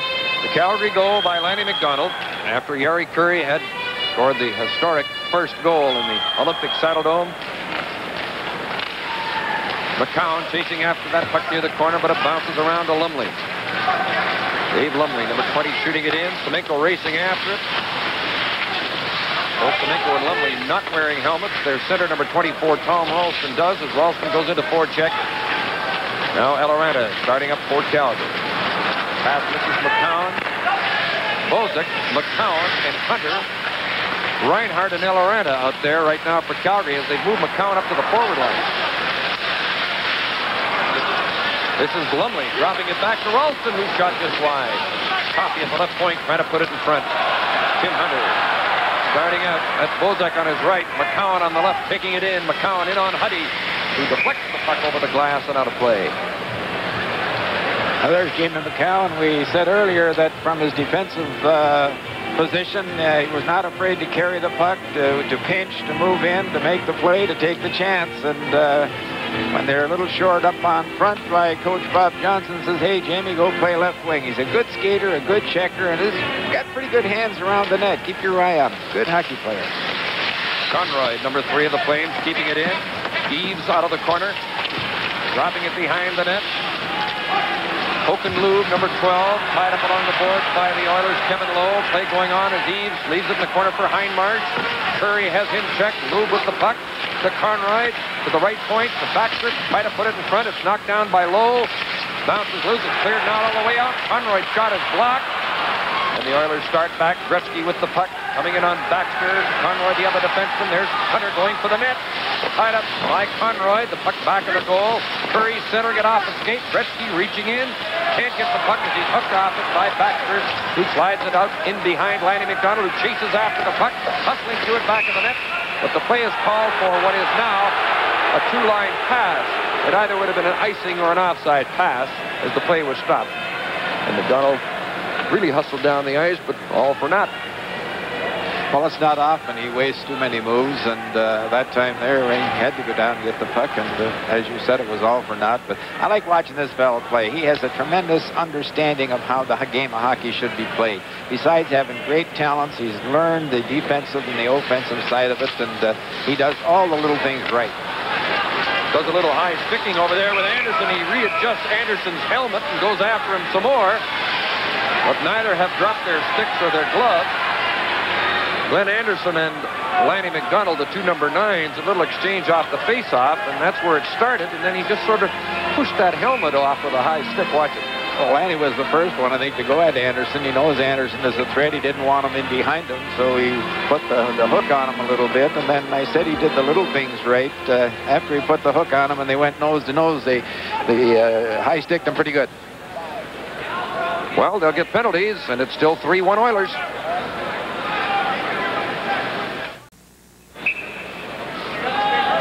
High-sticking minors to Anderson and McDonald, as they'll sit out the next 2 minutes. So the teams will be at equal strength at 5 aside, including goaltenders. Lemelin of the Flames, fewer of the Oilers, the goaltenders. The shots right now are 17-12 in Edmonton's favor as Reinhardt turns with the puck. Here's a chance for Eloranta. Shot! Fewer made the save, and Hislop was screening him right in front. Tambellini to Eloranta. Shoots again. Fewer barely stopped it. Coffey chipped it off the board for Linsman. Linsman poking it out. Poked away at the line by Jamie Hislop. Number 15 going into forecheck is Steve Tambellini. Checking Coffey, who turns away. Hislop picks him up. Coffey passing it off to Hughes. To Linsman. Coming in on Eloranta. Linsman hooked by Reinhardt, who lost his stick, and Lemelin makes a fine save on Coffey. Enjoying Linsman on that rush. Well, did he ever? That was just a great pass over to Coffey. Coffey had lots of room to put it in, but Lemelin stayed in his feet, come across solid, and made just a good save on it. Well, here's the pass. Good backhand pass. Look at that. In the air over the stick. watch Lemelin now. Come across solid, legs together, stick in the ice, stayed in his feet. There's no place for that puck to go but to hit Lemelin. That's how you play goal, folks. Stay on your feet. Gretzky wins the draw. Fogelin is number 2 for the Oilers. Gretzky played it to the point, intercepted. This is Hoken Lube. The crowd is chanting Lube as he tried to get through that Oiler defense and failed. Here comes Gretzky. He's got Curry going for the net. Gretzky shot high. It went off the arm of Lemelin, I believe, over the crossbar. What a blast. Conroy with the puck. Low. Backing up in his own zone. Gretzky and Curry up front. Low and Fogel in the defense for Edmonton. And here comes Jari Curry, one of the fine two-way players in the game. Native of Finland. He's a draft choice of the Oilers. Conroy playing it back. Here's Gretzky going for the front of the net. It's tipped away. Curry couldn't quite reach it as Conroy steered it out. Hoken Lube coming in on Lee Fogelin. Lube's wrist shot. Muir stopped it and decides to cover up the puck to stop the play. Well, Hoken Lube had the puck, and we've mentioned him a couple of times, but it's his skating. He's just an excellent skater. He reminds me a lot of Dion.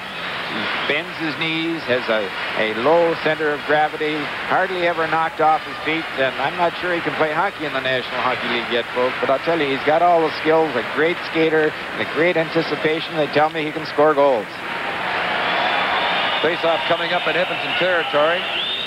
We played 5 minutes and 6 seconds of the second period. It's Kevin Lowe. Talks to a couple of teammates lining up for the face-off. Score 3-1 Oilers. Lowe from back of the net after Fogelin put it back of his goal. 15 seconds left in the penalties to Anderson of the Oilers and McDonald of the Flames. 3-1 Edmonton leads. Gretzky moving in on Reinhardt and Eloranta. Puts it in the slot. A shot blocked as Lowe moved to the shot. This is Terry Eloranta looking for Risebrough, joined by McDonald, and there's the shot. The big rebound swept away as McDonald jumped out of the penalty box to join that rush. Then Risebrough and Lowe do some slashing. In comes Anderson. In front is Hunter, couldn't get a shot. Doug Risebrough feeds it to Lanny McDonald, coming in on Lowe. Lowe slowed him up, didn't stop him. But the play was broken up as Drake came back to help out. Reinhardt leaves it for Eloranta. Puts it in front. It deflects off of McDonald. Lowe to the corner. McDonald in after him. Reinhardt with the puck. McDonald stationed in front. He's pitchforked to the ice by Randy Gregg. Gregg will get a penalty here for hauling down Lanny McDonald in front. So more penalties assessed by referee Ron Wicks. Great pressure by Calgary in front of the net. McDonald moves in front, and Randy Gregg just pitchforks him and knocks him down and draws a 2-minute penalty. That's here at the Olympic Saddledome in Calgary. A terrific night for this city, and very proud of this magnificent building. But right now, the Edmonton Oilers lead the Calgary Flames 3-1 in a game filled with penalties. 94 penalty minutes. 3 game misconducts. Referee Ron Wicks with his hands full as Terry Eloranta starts the rush out from behind. Reggie Lemelin in goal for Calgary. Grant Fuhr is in goal for Edmonton. The Oilers have outshot the Flames 18-16, and Calgary's on a power play right now. The historic first goal in the building was scored by Jari Curry, and you guessed it, Wayne Gretzky set it up. And now an offside is called at the Calgary line. Curry, Anderson, and Gretzky have scored for Edmonton. Lanny McDonald has scored the first goal for the Flames in their brand new home. Howie Meeker? Well, we've had some pretty good goaltending here tonight. Reggie Lemelin for Calgary has made 7 or 8 excellent saves. At the other end, Grant Fuhr, who used to have a tendency of going down in the first shot, certainly has stood up tonight and made 5 or 6 pretty good stops. Been a very, very good hockey game. Number 7 for Calgary is former Minnesota center Mike Eaves to Eloranta. Reinhardt rushing up the middle, takes the pass. This is Reinhardt. The shot kicked out by Grant Fuhr. Lanny McDonald to the point for Eaves. Bumped off the puck, tipped in by McDonald. The linesman says no, says it came out. And the crowd disagree, and so do the Flames at the bench as Risebrough has an exchange with Randy Mitten. Wayne Forson talking to Lanny McDonald. 16,700 seats, room for 2,800 more. The Olympic Saddledome in Calgary, Alberta, opening night. And what an opening it was. And it included the Canadian Olympic team, all skating out on the ice, carrying a flag of all the Canadian provinces. It was very impressive, Howie. Well, it certainly was, and I think the highlight of it was that there wasn't a speech and it went off on time. That's right, no speeches. The open ribbon-cutting ceremony by Premier Lougheed and the NHL president, John Ziegler, and the captains, Wayne Gretzky and Lanny McDonald taking part. Reinhardt at the point. A weak shot. Tipped away from Bozek, number 26 for Calgary. Now Kenny Linsman, who was the center in quite a brawl in the first period, but took just 2 minutes out of it, while there were 3 game misconducts in the exchange. Puck bouncing off Lemelin. There's 37 seconds left in Randy Gregg's penalty that has Edmonton short-handed. Håkan Lund, the rookie from Sweden, couldn't get a shot. Coffey tipped the puck to the board. Goes into Bozek in the corner. This is Linsman moving in on Reinhardt, who took him out. Back goes Eves. This is a check from Coffey. Eves in the slot. Lubes, weak shot off the heel of a stick wide. 13 seconds left in the Calgary power play. As the puck is coming up along the board by Coffey as the crowd reacted to the way he handled the puck to cover it up. Well, 2 defensemen have really been playing extremely well.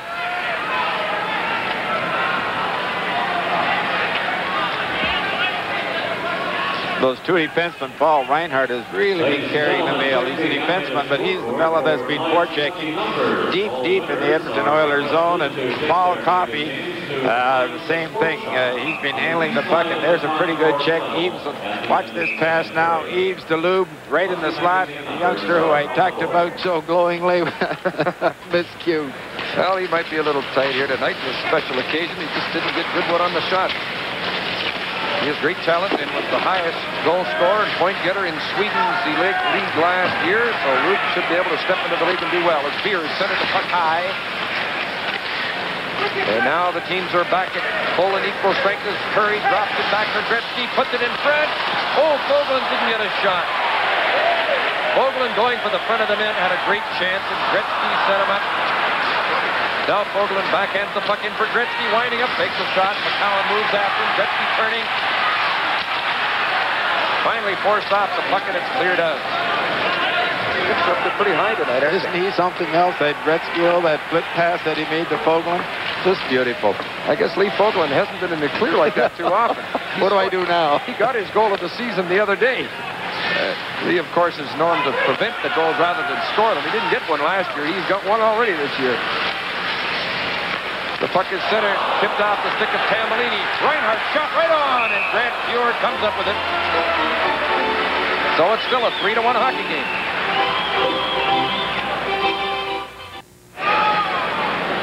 Face off in Edmonton territory. Ralston of the Oilers against Tambellini of the Flames. Tom Ralston from Winnipeg. Steve Tambellini's from Trail, and his father formerly played for the Trail Smokies. Dr. Randy Gregg, number 21 on the Oiler defense, clearing it out to center ice. Edmonton's leading 3-1. Reinhardt, stick handling in, showing his great talent. Hauled down by Lumley, will get a penalty. Lumley hauled down Reinhardt. Brubaker back of the net, had the puck knocked away from him. Tambellini gives it back to him, he missed it, and Fuhr covers it up. And here comes the hooking penalty. So the Calgary Flames go on a power play.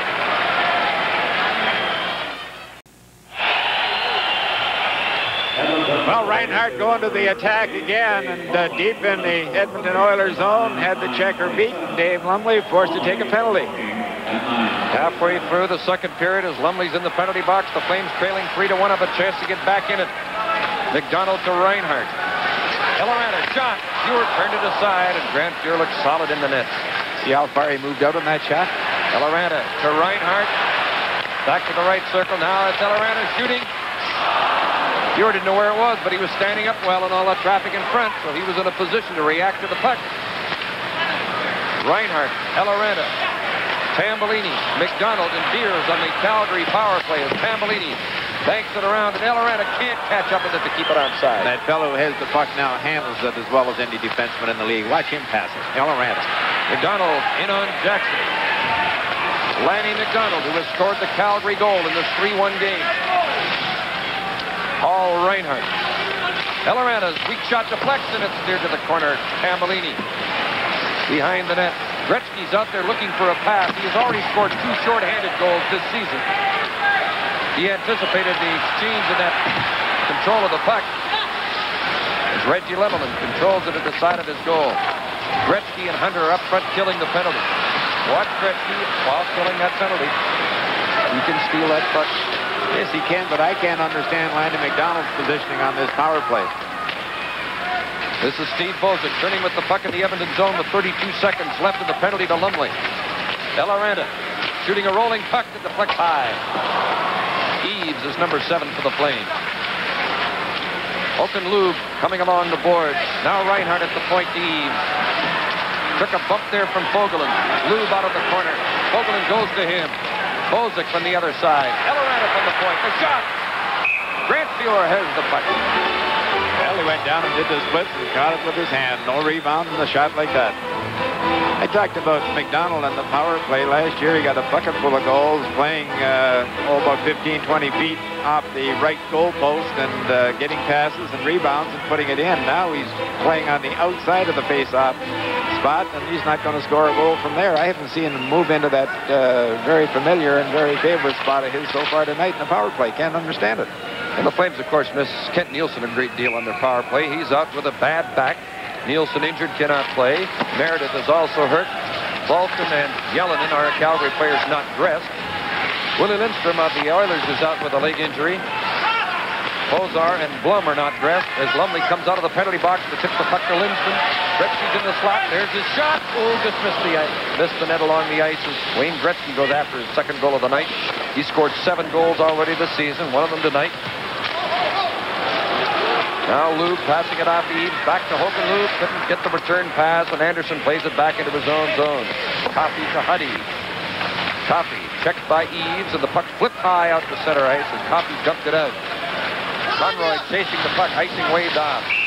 Now the play is called as one linesman indicated no icing, and the other called it, so they call an icing against the Oilers with 7:59 left in the second period. You're looking at number 3, Steve Conroy. And last season, this youngster showed flashes of stardom, but some of the time he was struggling. I think he's still learning his trade. As he gains experience, his confidence will improve, and with it will come better puck handling. And consistency. He's an excellent prospect. He's a good performer now, but boy, when he learns to head for the openings at the right time and make the pass at the right time, he's going to be not only good defensively, but offensively as well. Play in the Edmonton zone, and the puck goes over the glass and out of play. The Olympic Saddledome, of course, will be the site of the 1988 Winter Olympics, and we're already looking forward to that. Canadian Sports Network and Hockey Night in Canada certainly join in congratulating Calgarians on the occasion of this first game of their Flames in this magnificent building.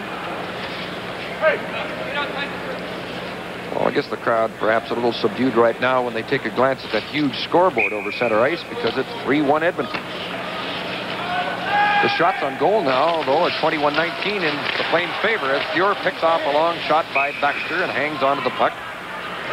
I think one of the most encouraging signs of the Edmonton Hockey Club this year is the return of form of Grant Fuhrer. You know, with one goaltender, no matter how good he is, and that's Andy Moog, you're in trouble, you need 2. And it was Fuhrer a couple of years ago who lit a fire under everybody who liked goaltending, you know, made him say, hey, he's going to be a great one. Well, I think he's going to be a great one. He's got all the mental and all the physical tools. All he has to do is learn the little tricks. He's 21 years of age, Still and it's his 3rd year in the league. How lucky can a guy be? Hey, they're bumping on the face-off as Anderson and Brubaker bump together. My goodness, isn't that something, Jim? 21 years of age, 3 years in the National Hockey League, and another 15 years ahead of him. And he's not the youngest guy in this game tonight. Youth will be served. Conroy to the corner for Hislop. Tied up by Huddy. Brubaker joins the battle for the puck, and it's being brought out as they rush out the center half side, moving it up. Now it's Anderson. Slowed up by Conroy, but keeps going. Glenn Anderson from behind the net, jamming it in front. And the puck is chipped away, and out comes Jamie Hislop. Coffey, who had gone in deep but is such a quick skater, got back to defend there, and now he winds up with the puck. Coffey gambles a great deal rushing up the ice, but his skating just covers all that up. But now he ices the puck. Baxter goes to it. Icing is called on Edmonton.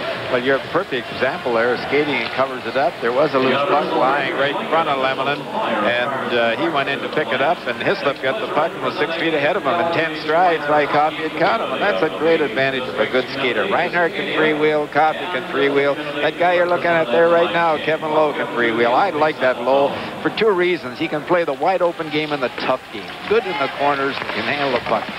Good hockey player. Great character, too. One of the leaders on this Edmonton team. Very pleasant, outgoing person. I'm sure one of the leaders on the squad. 3-1 Edmonton lead. The Flames have played well in the second period, coming back in the hockey game and haven't been able to get the puck behind Fuhr in this second period, although they had the edge in play, and they've had some power play opportunities that haven't clicked. Lumley passes off for Ralston. Starting away to Gregg. On the left to Semenko. Back to Randy Gregg. Lumley's going to the front of the net. There's the pass. Tipped in front. The backhander by Semenko. Bumps with Beers. Eloranta comes up with the puck. Eloranta and Reinhardt have played an awful lot on that Calgary defense as Doug Riseborough slides it across to Reinhardt. Winding up. Shoots. Fuhr is there to stop it. Strictly a challenge. Reinhardt versus Fuhr, and Fuhr made the stop. Don Jackson to Dave Semenko, who played his junior in Brandon with the Wheat Kings. A long shot picked off by Lemelin. 6:08 left in the second period. Edmonton 3, Calgary 1. Opening night in the Saddledome as the puck goes into the seats. Live from the Saddledome in Calgary. Hockey Night in Canada on CBC.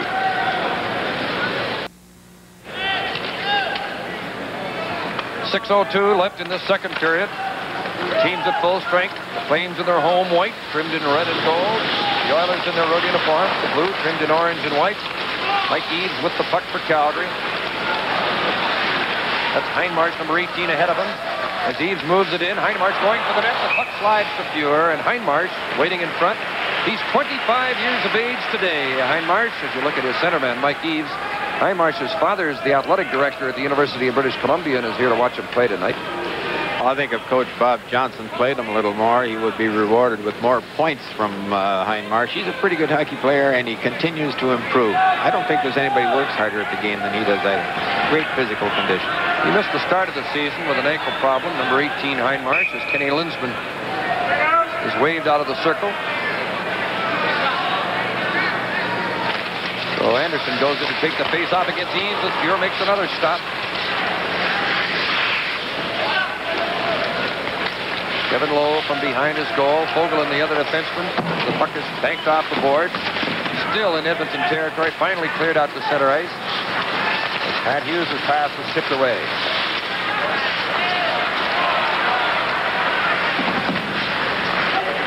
Here at the Olympic Saddledome in Calgary, we welcome the viewers of that shootout at Maple Leaf Gardens in Toronto. Here it's 3-1 Edmonton. And we're late in the second period after a long first period that took almost an hour to play. An icing call on Calgary stopping the play. The goal scorers, the historic first goal in this magnificent building was scored by Yari Curry, his fourth of the year, from Gretzky and Coffey. You knew Gretzky would be in on it. At 1:51 of the first period, Lanny McDonald tied it for the Flames, and I guess it's appropriate that he should score the first Flame goal in this building. It was on a power play. Glenn Anderson on a power play made it 2-1 before the first period ended. And Wayne Gretzky on a power play early in this second period has made it a 3-1 hockey game, Edmonton leading. And we've had a parade of penalties. 42 minutes to Edmonton, 52 minutes to Calgary. Oh, one more correction, 54 minutes, and keep the calculator handy. Because there's been all kinds of them, and Ron Wicks has had his hands full, keeping the game under control. 3 players were thrown out in the first period. Messier, Poplinski, and Hansen game misconduct. As Reggie Lemelin makes a fine save on Charlie Huddy. Coffey shot. Lemelin stopped it. Rebound, he stopped that. Lemelin and Fuhr are the goaltenders tonight, and Howie Meeker, they are playing very well. Yes, Lemelin has made 6 or 7 saves this evening, just like the one you saw from Huddy, and Huddy really let it go. Huddy scored 20 goals last year, most of them from that very same spot, and put them in off the post. But I would think tonight, besides the Gretzky show, has been 2 defensemen, both playing a la Bobby Orr. Paul Reinhardt from the Flames, who has consistently led his team to the attack. Voracek many, many times behind the Oilers net, and at the other end, Paul Coffey for the Oilers has been freewheeling only as Paul Coffey can. Face off in Calgary territory. Riseborough beating Gretzky on the draw. McDonald sweeps the puck out. Riseborough, McDonald, and Beers, the forward line for Calgary, against Gretzky, Curry, and Hunter. As in goes Dave Hunter on the right wing with Gretzky flipping him the puck. Hunter along the board, try to get it to the point. Curry chasing it to the corner. Riseborough goes in to win the fight for the puck. Gretzky from behind the net, backhands it. Lemelin makes the save. The puck always winds up on his stick somehow. He breaks every rule in the book, and that time a Calgary player had possession of it and give it to him behind the net. Unbelievable how that guy can get the puck, Jim. Well, there the Flames go offside with Lanny McDonald moving in. Gretzky anticipated that the Flame pass was going to be behind the net from Riseborough, so he went there, and that's where the puck went, and he almost scored. He's already got 7 goals this season, off to his finest start ever. Well, there he is. Look at Calgary there in possession of the puck. And where does Gretzky go behind the net? Who gives him a pass? And he comes out and almost puts it in. Had he put it upstairs, it would have beat Lemelin. And that's about the 4th time tonight, folks, that he's been out of position and got the puck. Ball back to his number 4 on the Flames defense. Took that hit as Eddie Beers goes to the puck. Almost lost it at the side of his own goal. Now Baxter gets possession. Slides it up the middle to Riseborough. Number 21 defending is Randy Gregg. From behind, Jackson checking Riseborough. McDonald shoots a weak shot. Tipped off the heel of the stick, and Glenn Anderson swept the puck. Conroy kept or tried to keep it in, but it deflects to center ice. Baxter to McDonald. Shooting it in. 3:25 left in the second period. 16,700. Exceeding capacity in the Olympic Saddledome. And, of course, the sellout crowd. As Reinhardt got away with a hook. The puck banked around on the boards. Heinmarsh trying to cover it up. Scoops it back in his own goal to Eloranta. Hokenlube is number 12 on right wing as in comes Eves. Joined by Heinmarsh cutting for the net. Backhands it in front, and Eves couldn't get his stick on it as he's hauled off stride. Dave Heinmarsh. Now to Reinhardt, a shot knocked down, and Fuhrer, looking very solid in goal, has faced 25 shots. There have been 24 shots on Lemelin. Eloranta with the puck, watched by the rival number 20, Dave Lumley. In goes Ralston to forecheck. Knocked the puck loose to Lumley. Tripped up coming out of the corner. And Eves almost lost it in front of Reinhardt, couldn't get it out. Kevin Lowe turning with the puck, Eves checking it. Vogelin flips it towards the net, wide of the target. Lumley. Somebody yells Lummer, and Lumley banks it around on the left board to Big Dave Semenko, who was not involved, and now the glass goes out and breaks, as Semenko is going to say was not involved in the brawl we had in the first period. We had a couple of them. But now they put the glass right up.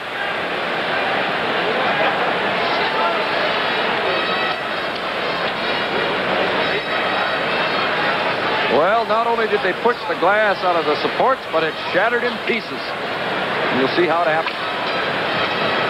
The stick went up there. This was Eve's stick. Watch it shatter. Watch it shatter. Oh. I was part of the first time that happened, Jim, but I'll tell you about it in a moment. Well, another delay in the game, and it's still 3-1 Edmonton.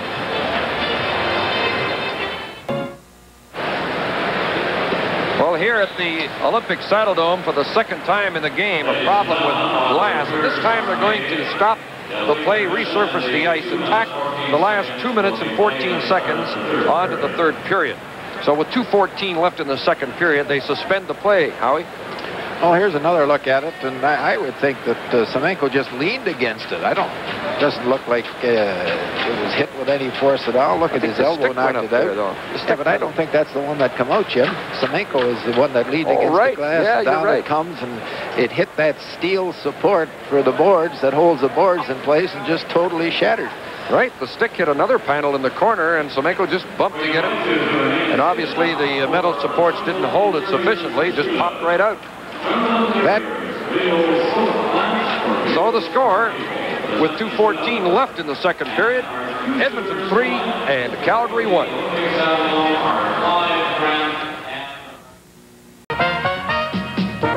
Earlier tonight, here at the Olympic Saddledome in front of 16,000 plus fans, this and that was the official opening ceremonies. Premier Lougheed, accompanied by the Honorable Celine Heveau-Payette, the Honorable Minister of Sport, officially opened the Olympic Saddledome. You know, we've been telling you what a beautiful building this is, so we decided to go into the stands and ask the fans what they thought of Calgary's Olympic Saddledome. Well, I love it. My wife loves it. Everybody here loves it, obviously. What impresses you the most? Well, the capacity of the thing and the fact that finally came to Calgary and the Igloo Dwellers up north haven't got it all this year. We'll be all right. The team's going to be good. Everything's great. Just great. What impresses you the most? What really comes and hits you right between the eyes when you walked into this place tonight? Oh, the vastness of the place, and yet there's not a bad seat in the house. It's just unbelievable. Was it worth the cost overrun? It sure as heck was. Believe me. Well, it's hard to zero in on anything, but we were amused to see the birds flying around. Was it worth the $20 million over? Absolutely. It's overwhelming. Why? Just, we waited for this for so long that it's fantastic. What impresses you the most? Just the size and the brightness and just everything. I haven't been in it long enough to really take it all in. Well, I'll tell you, it's one of the nicest buildings I ever seen. It's sure got the Stampede crowd beat. And what do you think of the Calgary Saddledome? It's excellent. It's choice. Why is it so choice? Why is it so excellent? Because it's so big. I like it. It's excellent. Would you like to play hockey here someday? Yeah, I'm going to play tomorrow on my hockey team, the Bruins.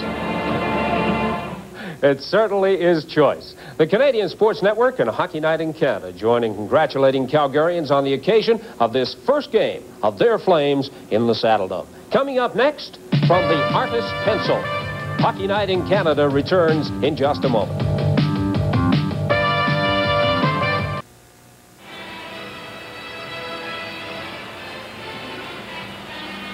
It's the Edmonton Oilers in front of Calgary Flames by a 3-1 margin, and we have not quite finished 2 full periods of hockey.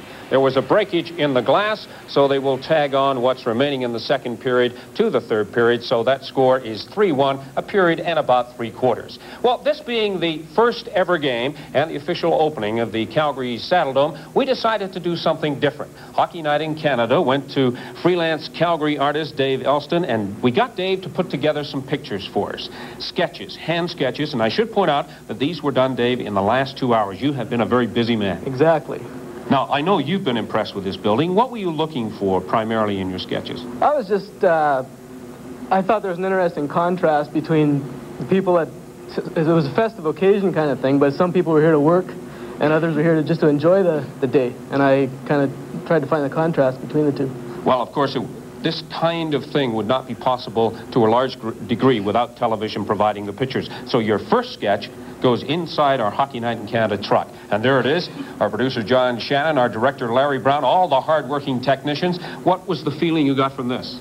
I watched them set up and all the TV cameras and stuff, and this is the nerve center of everything. Everything that happens goes on in there, and it's action, almost the same as athletics. There's action in there all the time. Some people would call it organized chaos at times, I'm sure. Now, what about the opening ceremonies themselves? This is Premier Lougheed cutting the ribbon. What feeling did you get from this? That was just professionalism, and it was like in Las Vegas kind of thing. It was just lights and action, just unbelievable. He looked like he just swallowed a canary. He was so proud. He felt so good. He was just smiling all the time. Couldn't believe it. And now we move up to our broadcast position. I love this picture. Howie Meeker and Jim Robson. Look at Howie on the right. Howie was great. They're in their new broadcast booth. He's got people coming by and stopping by and saying hi to him all the time and everything. I think he's really going to like working out of the Saddledome. Cliff Fletcher and Lanny McDonald. Now, I want you to take a look at this sketch. It is just priceless. Cliff Fletcher, who also, like the Premier, looked like he swallowed the canary tonight. He was so happy. He was so proud. And, of course, Lanny McDonald scoring the first ever goal for Calgary in this new building. Well, when I saw Cliff down in the hallway before the game, I told him I was going to do a drawing of him. He said, well, make sure you come up when we're ahead. So, anyway, I went up and did the drawing, and just, like I said, some people have to work. And it's a festive occasion, but he wants his guys to come out on top. And Lanny McDonald, all the concentration's on the game. Well, this building certainly has a long future, and perhaps it belongs to this man. We're calling him Mikey, the young fan. I met him during the pregame warm-up. This was his first pro hockey game he'd ever been to, and he was he was a Calgary fan, and he was odd like everybody, but he was really impressed with the place. The opposing coaches. This is entitled Bob Johnson and Glenn Sather. What feeling did you get from these two gentlemen? Were they uptight? Bob Johnson he doesn't show a lot of emotion. I don't know if he shows all his emotions and he writes them all down on his little pad there or what. Glenn Sather's he's a little more emotional. You can, especially when on some of the penalties and stuff, he'll let you know how he feels. And again, we should point out that these sketches were done over the past 2 hours by Dave Elson, who has worked very hard and very quickly. And I thank you, Dave, for coming in and joining us, and just a super job. It has really given me a different feeling, a different outlook towards the Olympic Saddledome and what it's meant to so many people. Thanks, Steve. Okay, Dave Elson. You know, over the years, the Calgary Flames have had a relationship with another artist, the famed cartoonist, the creator of Peanuts, Charles Schulz. In 1980, Mr. Schulz kindly put together this program cover. And of course, he used a well-known hockey ambassador, Snoopy. He was right. You know, the Flames were tough in the Stampede Corral. In '81, Snoopy was joined by his hockey-playing buddy, Woodstock. Woodstock never did seem to enjoy the game, but he certainly learned a lot from Snoopy.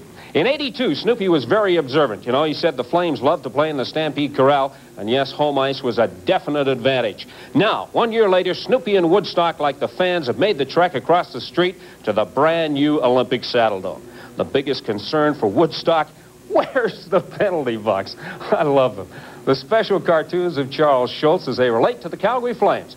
You know, I can hardly wait for 1984. And coming up next, the out-of-town scoreboard. Hockey Night in Canada returns in just a moment.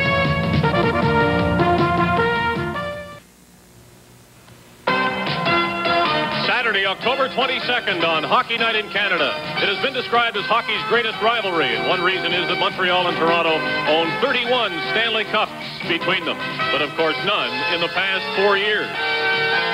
Western Canadian rivalries are building within the Smythe division. One is Vancouver at Edmonton. And we'll have that game for you on the Hockey Night in Canada network, along with Montreal and Toronto. Join us Saturday, October 22nd. And right now, let's check the out-of-town scoreboard for you. Montreal and Vancouver tied at 4 in the third period. The fastest 5 goals in National Hockey League history tonight, Chicago-Toronto. They were scored in 1 minute and 24 seconds. The Leafs are leading the Blackhawks by an 8-6 margin in the second. Minnesota have gone in front of Winnipeg 2-0. That's also in the second. At one point, it was Boston all over the Buffalo Sabres. They had a big commanding 4-0 lead. O'Connell and Peterson had put Buffalo or Boston in that position. They now lead the Sabres 5-0 play there in the third period. Philadelphia Flyers still unbeaten in this young season in the NHL. They are leading the Islanders by a 3-1 margin play there also in the third. Hartford have gone in front of Pittsburgh 5-3 also in the third. The New York Rangers and the St. Louis Blues. Again, the Rangers unbeaten. They are trailing the Blues now 5-3 in the second period. The Detroit-Los Angeles game is on the West Coast tonight, so that's a late start. Okay, right now, let's join Jim and Howie. Thank you, Steve, and I'm glad we're on camera, Howie, because I enjoyed the cartoons. But see, folks, we don't look quite that old. I do. No wonder I got out of politics 40 take a look at that, Howie. ago. Howie's the one with the glasses, folks, on the right there. And father and son combination. Well, you know, it's a long night of hockey here, and it's a great fun to be here, of course, for this special occasion.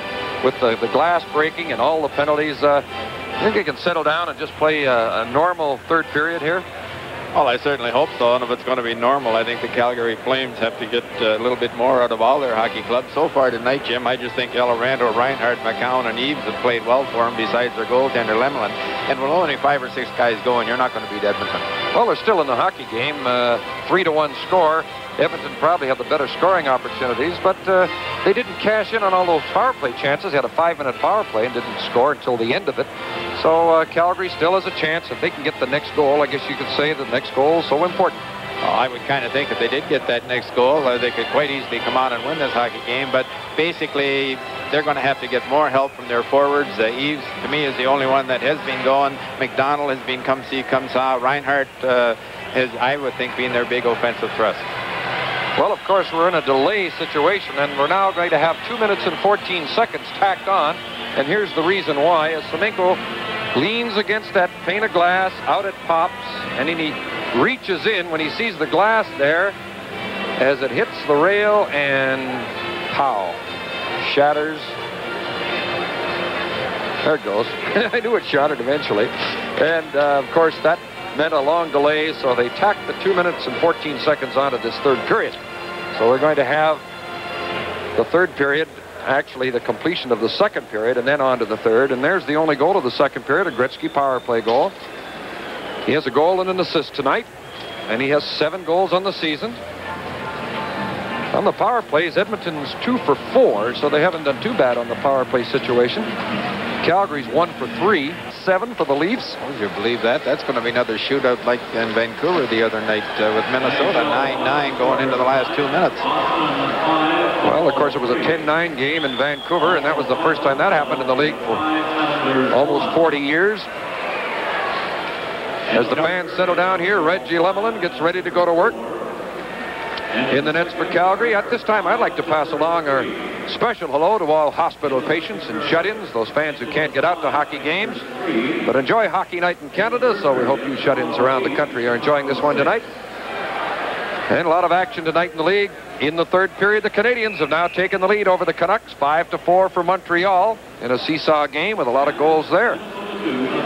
Canadians off to a slow start, and Vancouver sputtering a little bit too.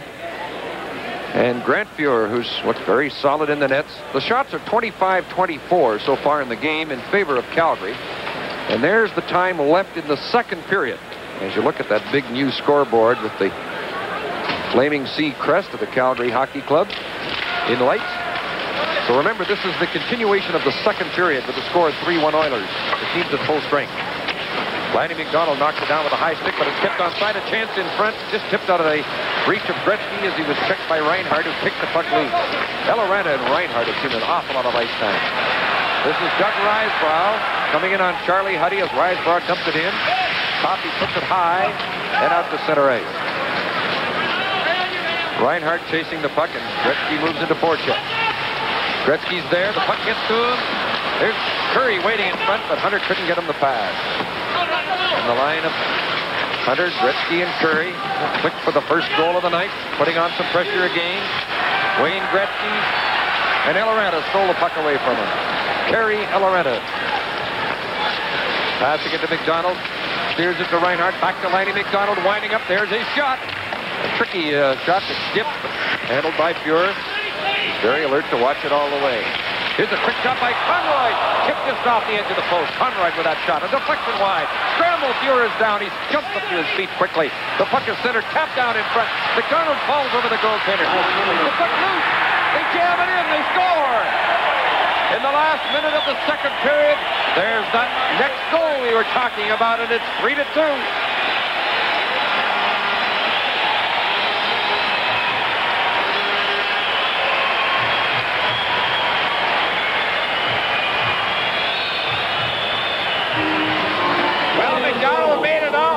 Watch here, he goes in front of the net. Fuhr comes out, tries to pull the puck back under his body. McDonald kicked it loose, threw it in front, and bang, in she goes, and we got a new hockey game. 1902, the time of the goal. Dave Hindmarsh, celebrating his 25th birthday, gets a big goal for Calgary. The hard work by McDonald and Risebrough getting the assists. And it's 3-2 Edmonton, leading by a goal. We're now in the last few seconds of the second period. Then he'll just change ends and go right on into the third period. After the broken glass delay, Eves with a cute move, coming in over the line. And it's called offside. 27 seconds left in the period. I'll tell you, that was some cute move. He put the puck between his legs and dropped the puck neatly in behind and then beat his man and made a key pass. Here's a replay of the goal, and as I said earlier, Hindmarsh, if you give him some ice time, he'll get some goals, and this is the type of goal that he does get, but McDonald was the one who created the loose puck. Hindmarsh come in and picked it up off the right post, reached back and put it in. 2-1 hockey game. Hindmarsh with his first goal of the season. And every player involved in this one would love to get a goal on an occasion like this. Tell the grandchildren about it. Conroy putting it off the board. Randy Gregg's pass knocked down. This is Jamie McCowan. Hindmarsh is with him along the boards, and the play was broken up by Kenny Lindsman. Now Lumley knocked off stride by Conroy, and the time runs out. The second period is over. From the Saddledome in Calgary, this is Hockey Night in Canada on CBC. We now go to the third period as they've completed that 2 minutes and 14 seconds tacked on after the intermission. The shots in the second period, Edmonton 9, Calgary 16. Gretzky scoring for the Oilers. Hindmarsh scoring for the Flames in that second period as Edmonton had led 2-1 after one. A shot into the traffic, hit Fuhr as Reinhardt flipped it from the left point. It's 3-2 Edmonton, anybody's game. Beers from back of the net trying to center it. Lowe chasing the puck. Feeds it up on the boards for Dave Lumley. Getting it out to center ice. Semenko after the puck. It's poked loose at the line. Lanny McDonald dumps it out. McDonald and Hindmarsh have scored for Calgary. Curry, Anderson, and Gretzky have scored for Edmonton. We're now into the third period. A steal. Ralston just... Lumley didn't get a shot in front. Lowe chasing the puck. Bounces off Lumley's skate, then it's shot in. Eloranta. Every time you look up, it's Eloranta and Reinhardt on that Calgary defense. Eaves quickly to center. Mike Eaves. So hook and lube. Looks a little tight tonight, losing the puck there to Charlie Huddy. A long breakaway pass for Lumley. He's onside. Lumley in the clear. And Lemelin robbed him. Ralston centering it. Coffey can't keep it onside. Reggie Lemelin comes up big and the crowd chanting, Reggie, Reggie, and they're now talking about Jackson right here. A minute and a half gone, third period. Edmonton 3, Calgary 2. Coffey trying to get the puck ahead to Anderson, who sweeps it in.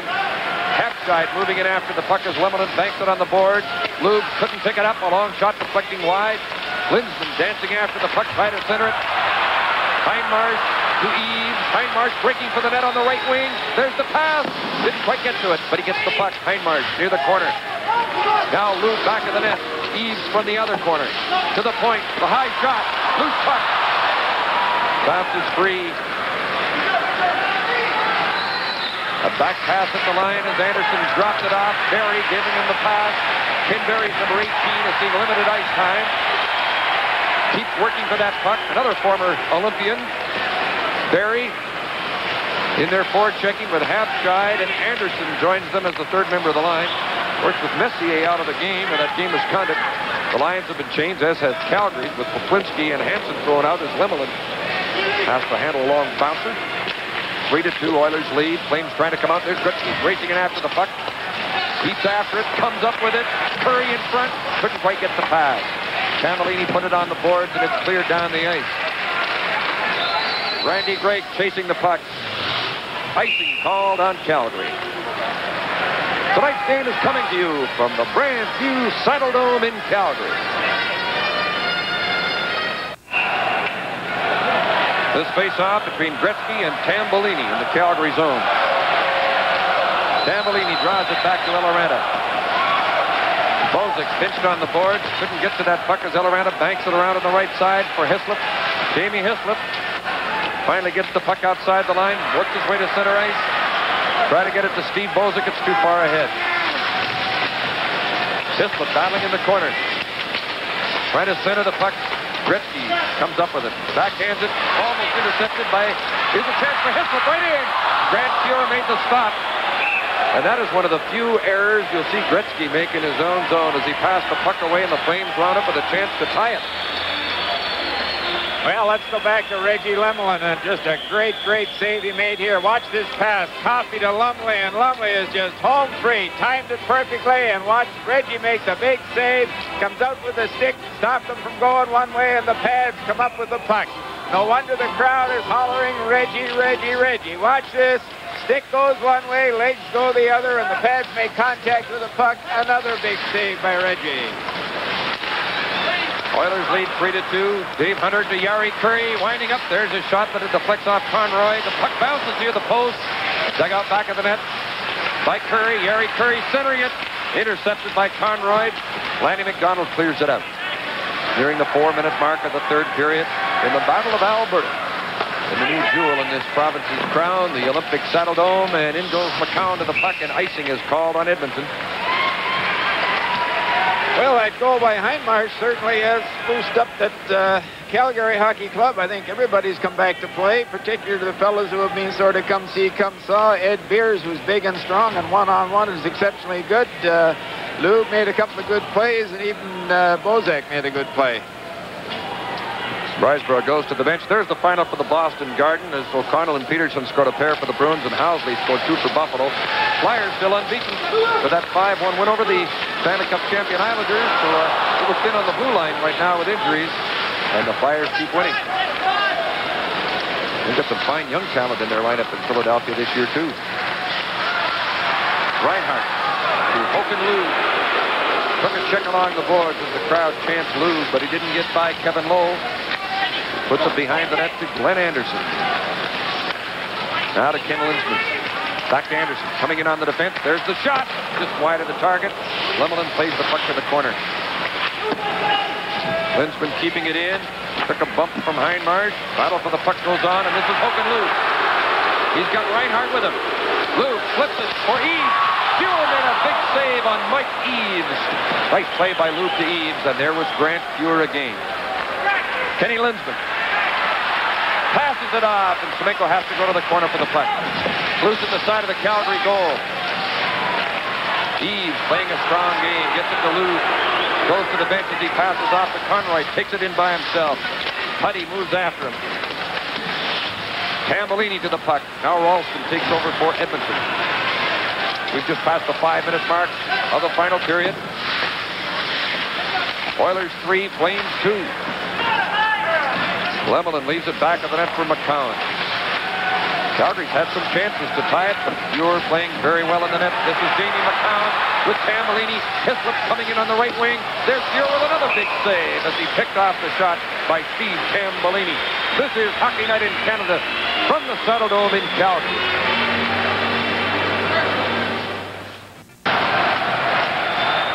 Face off in Edmonton territory. Tambellini and Ralston. We played 5 minutes and 37 seconds of the third period. Steve Tambellini, who came over from New Jersey and the trade that saw Phil Russell go to the New Jersey Devils. The Flames did a lot of moves in the offseason. Tambellini originally drafted by the Islanders. As Lumley's pass is tipped away. Tambellini winds up with the puck. Semenko goes after him. Now Paul Baxter backing up to Hislop. Tambellini for Bozak. Going in against Putty. Bozak from behind the net. Putty turned him around. Hislop coming in front. Couldn't get a shot. Reinhart shot. Fuhr stopped it. And Bozak fell over Grant Fuhr, who's covered up the puck. Not only have the Flame Hockey Club come alive and are seriously challenging the Oilers for the lead, but the crowd has too. They were sort of sitting on their hands ever since the Oilers went into that 2-goal lead. And now it's a 1-goal lead, and anything can happen. It's going end to end, and I kind of look for that big Eddie Beers to do something constructive on the offensive side this time, Jimmy. Well, Beers, number 27, is out right now with line mates Riseborough and McDonald. The big line for Calgary. McCown waiting back at the circle. The other defenseman's Eloranta. You know, Eloranta had 8 shots on goal in the second period alone. Can you imagine a defenseman getting 8 shots on goal in a period? Some on the power play.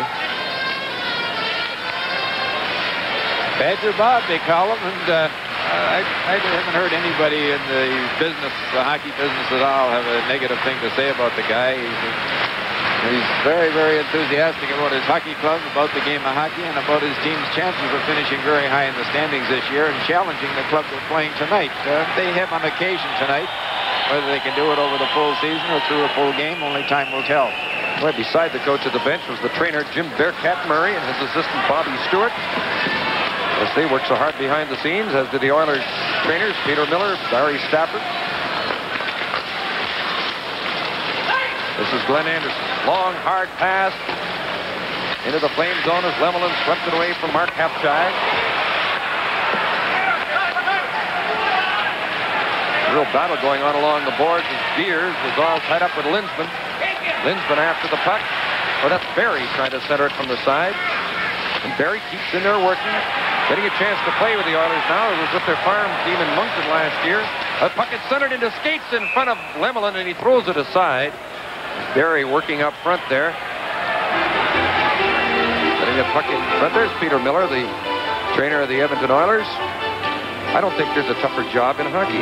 Goaltending is extremely tough, but a trainer, you don't get any sleep at all. Final score, the Montreal Canadiens 5, the Vancouver Canucks 4. And the Canadiens get Mark Napier's goal to win it. Hartford 6, Pittsburgh 4. So the Whalers get a victory there.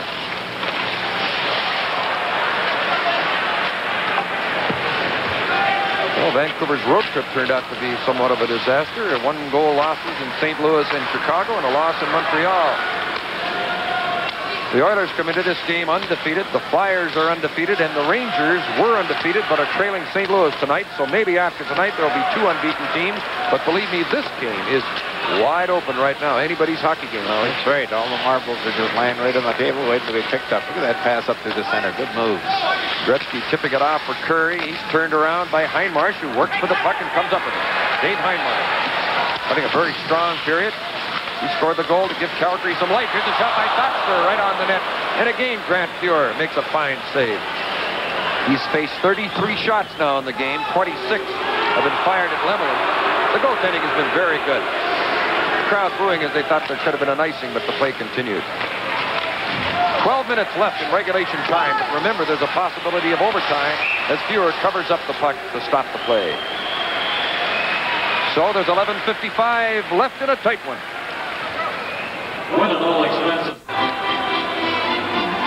Face off in Oiler territory. Tambellini reaching in for the puck. Hislop putting it on the boards. Coffey got it away from Tambellini. Charlie Huddy's pass tipped away. Here's a chance for Tambellini. Fuhr checked him off the puck as Tambellini had a golden opportunity to tie it. It's still 3-2 Edmonton. Tambellini again, centering it for Hislop. Put it in front for Bozic, intercepted and swept away. Now the Oilers come out. This is Anderson.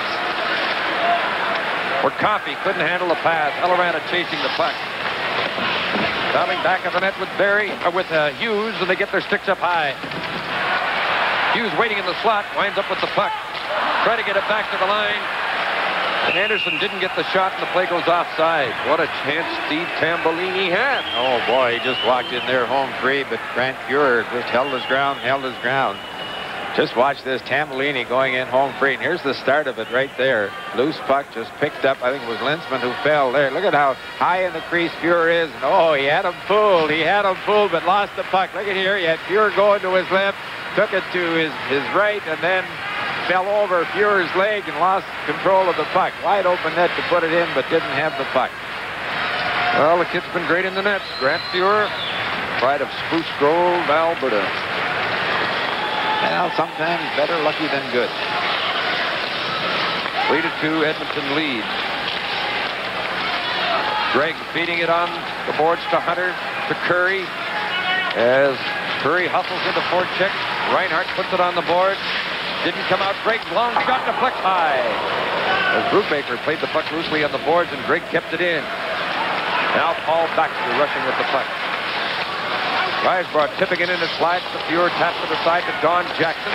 Ran into Brubaker. Curry helps out, gets that puck, scoops it high to center ice. Dave Hunter knocks it down, coming in with Wayne Gretzky. Hunter's pass intercepted by Lanny McDonald coming back. 10:27 left in the third period. Reinhart, here's a chance in front for Risebrough. Shot while check, the puck in front. Another shot, they hammer away at it. Fuhr down. Where's the puck? It's underneath Grant Fuhr, and it draws the crowd. All of 2 moments ago, I said better lucky than good, and I'll tell you, Grant Fuhr in 3 shots on the net there was very good once and very lucky twice. There might be some penalties end up out of this. Fogelin, Reinhart.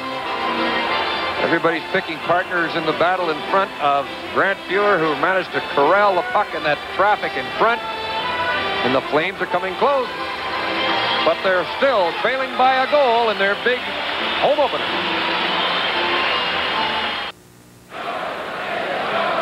Well, referee Ron Wick, showing his experience, did not call any penalties there. He just kept the lid on things, Howie. Well, I think that was very necessary thought, because here it's late in a one-goal hockey game, and he doesn't want anybody off. Another delay for glass problems. Just watch this. Tremendously exciting. There's the first shot. Just look at where Fuhr is. Now the puck comes in front of the net, and there's Brubaker. Look at the puck's on Brubaker's stick. He has the whole wide open net to put it in. I should say all the upstairs part of it, but couldn't get upstairs at all. There's a hook, really. If there should be a penalty called out of anything, that was a penalty right there. Look at the puck in front of the net.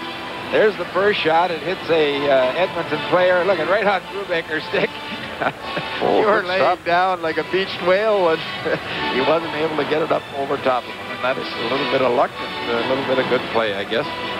And Fuhr came up with that puck just off the ice. As you say, there was lots of room up top, but he didn't have much chance to really pick a spot.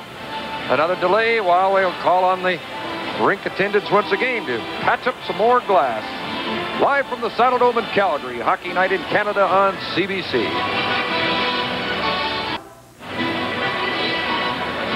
Another delay while they patch another panel of glass. It's the third time tonight this has happened. I guess that's about the only flaw in the whole show here tonight, Howie. And certainly the hockey game is keeping the fans well entertained. With 10:16 left in regulation time, 3-2 Oilers, anybody's game.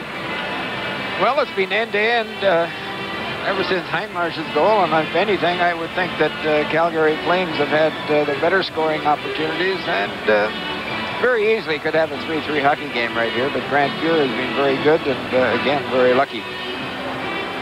Well, of course, as you look at this beautiful building, we'll take a look at the other scores around the league as they continue to pour in on a busy Saturday night as usual. In the third period, 9-8. Can you believe it? The Leafs 9, the Hawks 8 in the third period. I told you it's going to be 9-9 and someone get one. Well, it could be Reggie Lemelin getting a bit of a break here as the glass has been poked out. You wouldn't suppose the concessionaires have got anything to do with this glass breaking. They're making a few extra bucks tonight. Looking at that Toronto-Chicago game with all the goals. Savard has a hat trick for the Blackhawks as Bearcat Murray talks to Lanny McDonald at the Flame bench. Doug Wilson, Preston Larmer, Troy Murray. He's a fine young prospect for the Hawks. O'Callaghan. And for Toronto, well, Freacher has a pair, and it's his first game off an injury coming back in the lineup. Gavin, Anderson, Benning, Farish, Vive, Gingras, and another one by Anderson for the Leafs. So it's 9-8. And you know, in that game, they had 5 goals in a span of 1 minute and 24 seconds. He shoots, he scores, he shoots, he scores, he shoots, he scores. Bob Cole will be falling out of the booth. There's another delay here while they do a little work. Curry from Gretzky and Coffey. Anderson from Lowe. And the third goal by Gretzky. And, of course, Lanny McDonald and Dave Heinmarsch have scored for the Flames in this tight 3-2 hockey game. Now to Maple Leaf Gardens. We welcome you viewers who've been watching the Calgary-Edmonton game now. This one here tonight is 9-8 for the Toronto Maple Leafs with 20 seconds remaining in the third period. I'm Bob Cole with Gary Dornhofer. We've seen a lot of goals tonight and maybe more coming up. With only 14 seconds, though, the Hawks lose it near center. It goes down the ice. Esposito is out. Got rid of it. Empty net goal. No. Therion just missed it. Esposito threw his stick at the puck. We're getting another penalty shot. He threw his stick. The goaltender throws his stick into the defensive zone. That is an automatic penalty shot awarded to the Toronto Maple Leafs. Now, folks, for those of you who have just joined us, and for those of you who have been watching the Montreal game, this is our second penalty shot of the night. Preston had the other one, and he was stopped by Paul Matier. You see the stick? Paul Matier made a save on that penalty shot earlier in the game, and now we've got another. The goaltender throws his stick, and a penalty shot is automatic with 3 seconds left. Bob, gives the Leafs a boost. I couldn't believe Therion would miss that because the stick had already gone into the corner, and Therion had lots of time, but he'll intercept the pass by Esposito. There he threw the stick. He tried to impede. The puck went by the net before the stick was thrown. So, What a way to finish a hockey game. Why not? Another penalty shot. Greg Tyrion, who had the empty net a moment ago with Esposito out, couldn't score. Now let's see what happens with 3 seconds remaining. Esposito naturally is looking up and asking about the 3 seconds that remain on the clock. Well, you can forget that. Tyrion will take this. The play is dead right now. And this will be the time if he should score. 19:57. Referee Brian Lewis blows the whistle. Here we go. Last shot on goal for the night. Tyrion scores! 10-8. 18 goals. 3 short of the National Hockey League record of 21 set back in 1920 when the Montreal Canadiens defeated the Toronto Simpats 14-7. Now Tyrion, he does a little fancy step here. He'll fake the slap shot and a freeze Tony Esposito, but he goes to his forehand through the legs. I guess Tony got part of it on the back of his skate and still trickled into the net. So 2 penalty shots tonight. The Blackhawks failed. Tyrion makes good. He's got Esposito moving and puts it through the legs. And that goal at 1957. Vancouver defeated Minnesota 10-9 on October the 7th this season. And here tonight, we've come close to that, 10-8. That'll be the final score. Penalty shot, Tyrion, his 3rd of the season. They drop it in at center, and everybody now can forget this nightmare tonight.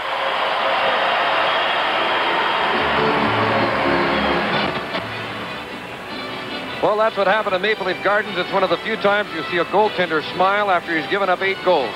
As Palmetier was enjoying the Leaf victory over the Chicago Blackhawks, here there's still a delay while they're working on another pane of glass with the Oilers leading the Flames by 1.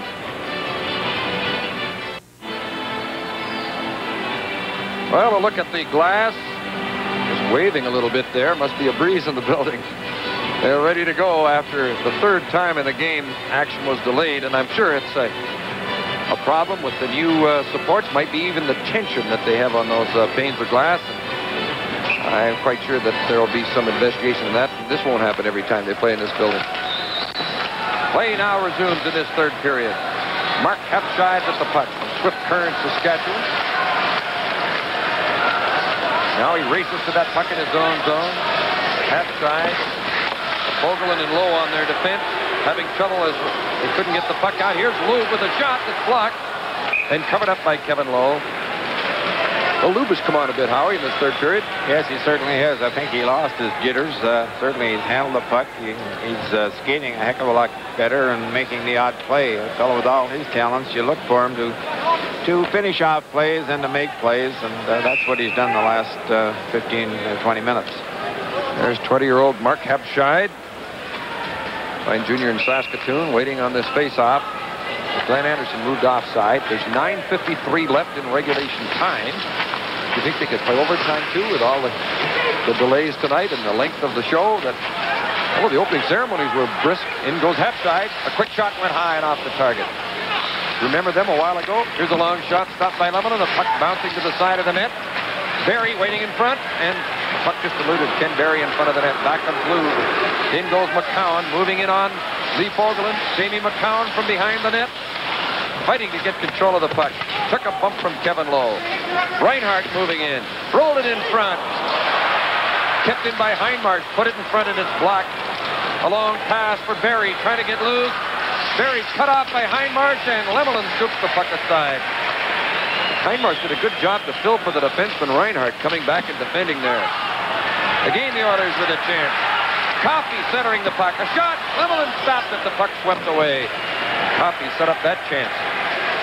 Well, the way Reinhardt and Coffey moved in there, you hard to tell whether they're defensemen or forwards, but they love to go to the attack. Colorado keeping it in. It bounces off the leg. Lumley down the middle, trying to split the defense. Ralston's weak shot off the heel of his stick. Back comes Tambellini to Hislop. Ralston leans on him, and that breaks up the play. Coffey backing up with the puck. Over to Huddy. 8:32 left on the clock. Edmonton 3, Calgary 2. The Oilers have never trailed. It was 1-1 at one stage. It was 2-1 after 1, 3-1 until late in the second. And Heinmarsh cut it to 3-2. That was after intermission, but it was in the second period when Highmarsh scored at 19:02. Lumley along the board, bumped by Jamie Hislop, and the puck bounces into the penalty box, and the play is stopped. Now you're looking at Glenn Anderson, just a tremendous skater. He's all over the ice. Doesn't play any position except wing on the faceoff. But I'll tell you something, he's got just a great shot and a very, very entertaining hockey player. And when that line when Lindsman is going with him at center ice, there's something else. Well, the Rangers have suffered their first loss. Here's McDonald's shot. High off of Fuhr and into the seats. That's the first loss of the season for the New York Rangers as Lanny shakes his head after that good scoring chance. 2 goals by Pettersson, 2 by Brian Sutter, leading the Blues to the win over New York. Pierre LaRouche scored a pair for the Rangers. That game's still in progress, of course, out of the West Coast. Early stages. Freddie Barrett, who normally...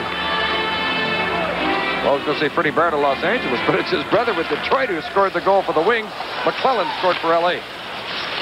Here they play in the Edmonton zone, and Gretzky comes out with the puck to Hunter.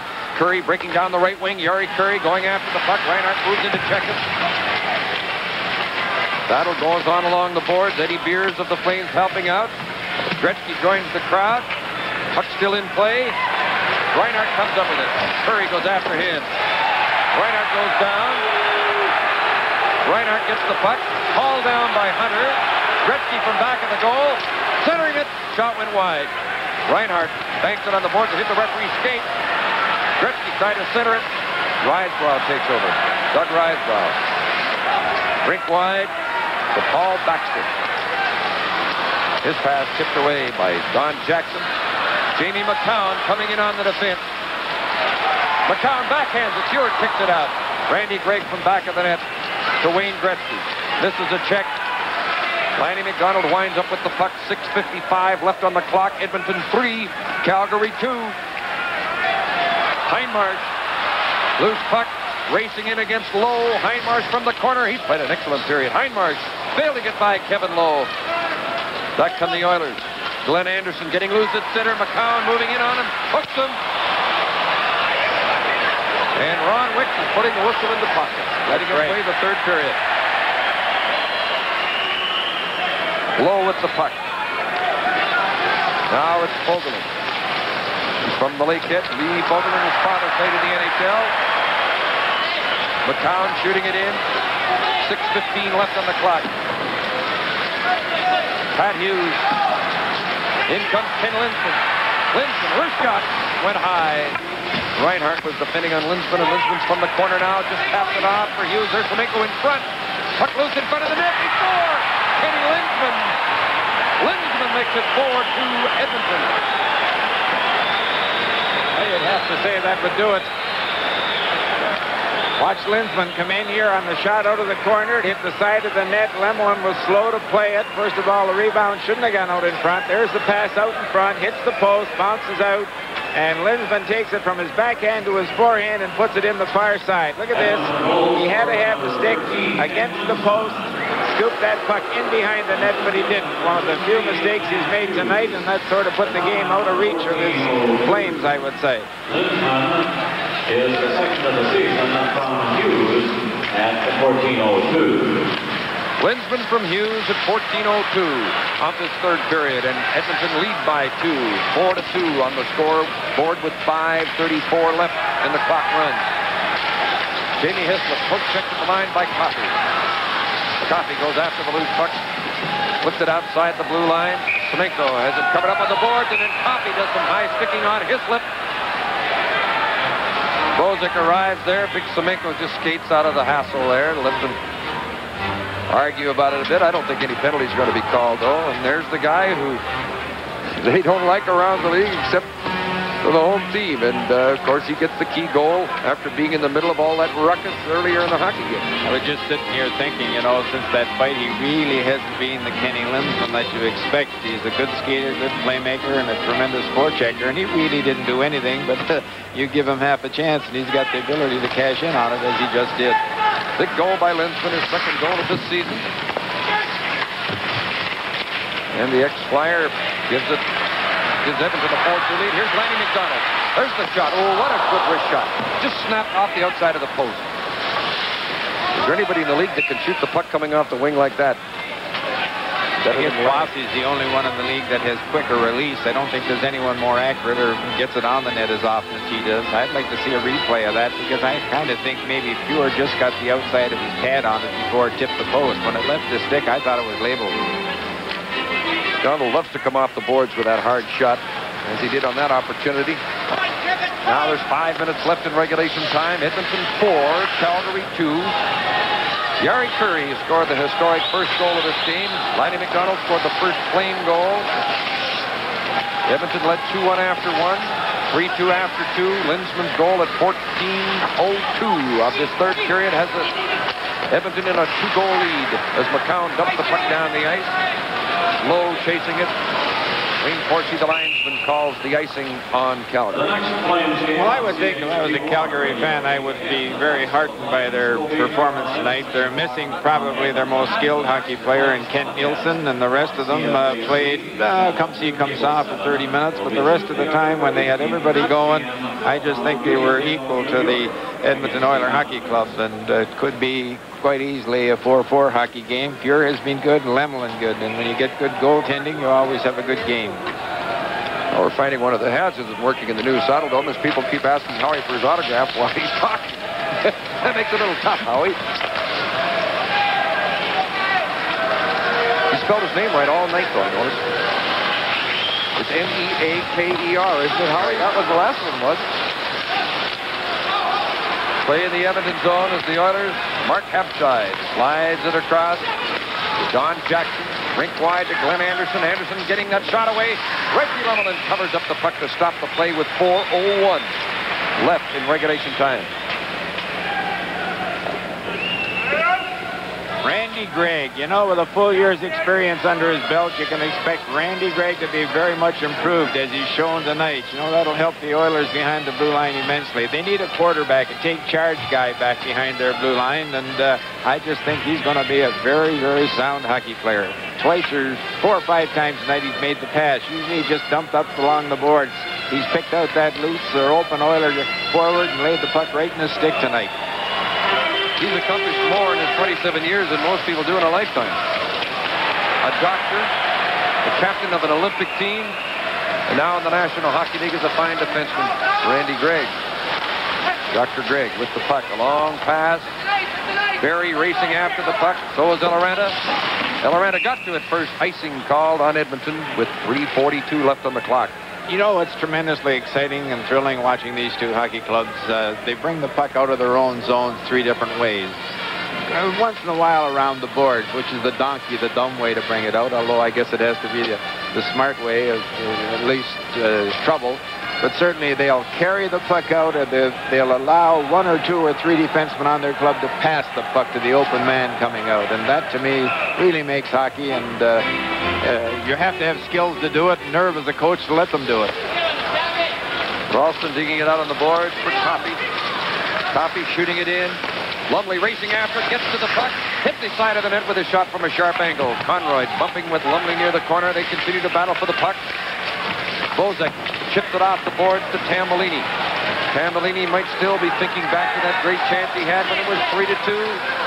But did not beat Grant Fuhr on a great scoring opportunity, and Calgary's had many. When it was a tight hockey game, it's still a 2-goal difference, which is quite close the way goals come in the league these days. But with 3:05 left, time is a factor now as the Flames trail by 2. Gary Eloranta from back of the net. Ralston watching out in front. Rydebrough tipped it back. Hislop racing to the puck. Brings it in. Moving in on Coffey. Chuck Rydebrough shoots. Grant Fuhr kicked it out. Tom Ralston coming back.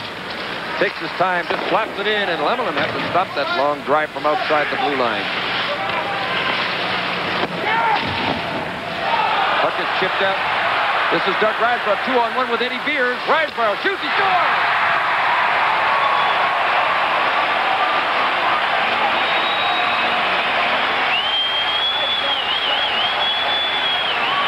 Well, that goes back to what I was talking about a few moments ago as this crowd celebrates.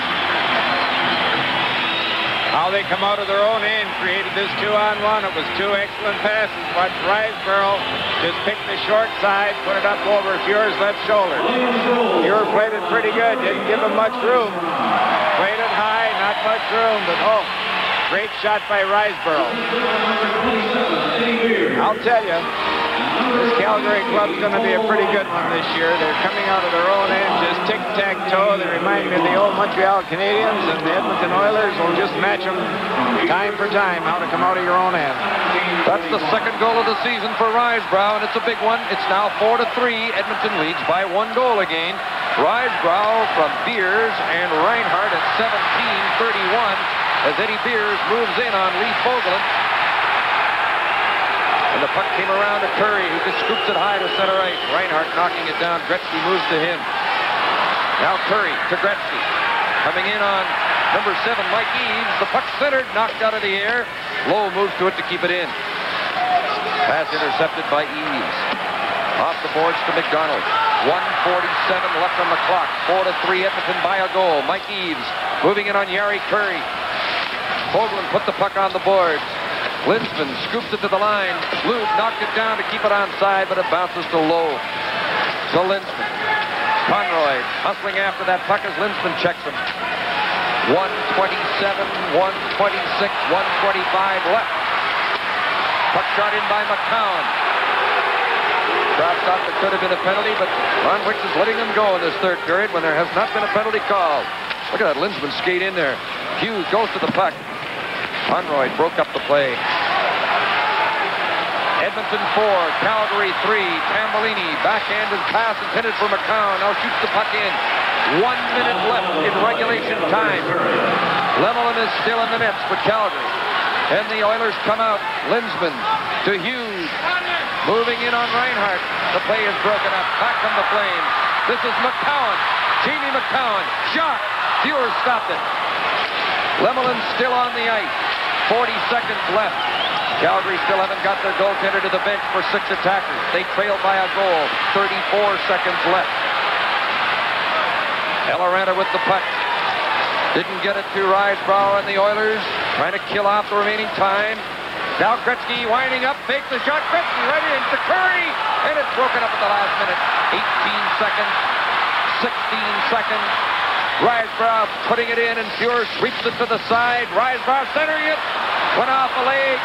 The goalie's out now for 6 attackers. The net is empty, and Coffey's moving on that empty net. His shot went off a leg. 2 seconds left, and the Oilers are going to hang on to win it by a goal as the opening night in the Saddledome is history.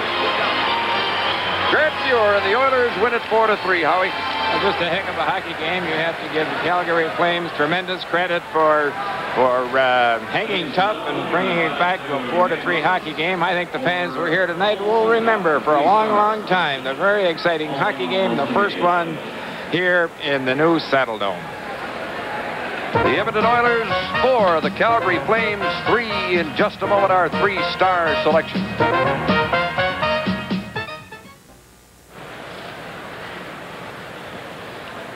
Ladies and gentlemen, here are tonight's Molson Cup 3 stars, as selected by Eric Duhatschek of the Calgary Herald. The first star of tonight's game, from the Edmonton Oilers, number 31, Grant Fuhr.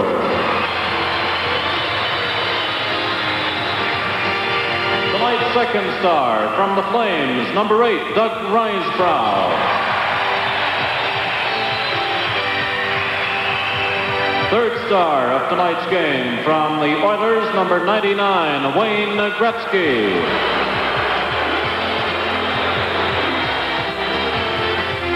Those 3 stars once again with the Oilers Grant Fuhr, the Flames Doug Riceboro, and the Oilers Wayne Gretzky. A very long but a very entertaining game, the first ever in Calgary's Olympic Saddledome. And it was the Edmonton Oilers coming to town, the Battle of Alberta, the Oilers coming out on top by a 4-3 margin. But as Howie Meeker said, I think a lot of the people that came to see this game tonight will go home with 2 things in mind. They saw a great hockey game, and they were here when history was made. Hockey Night in Canada returns in just a moment.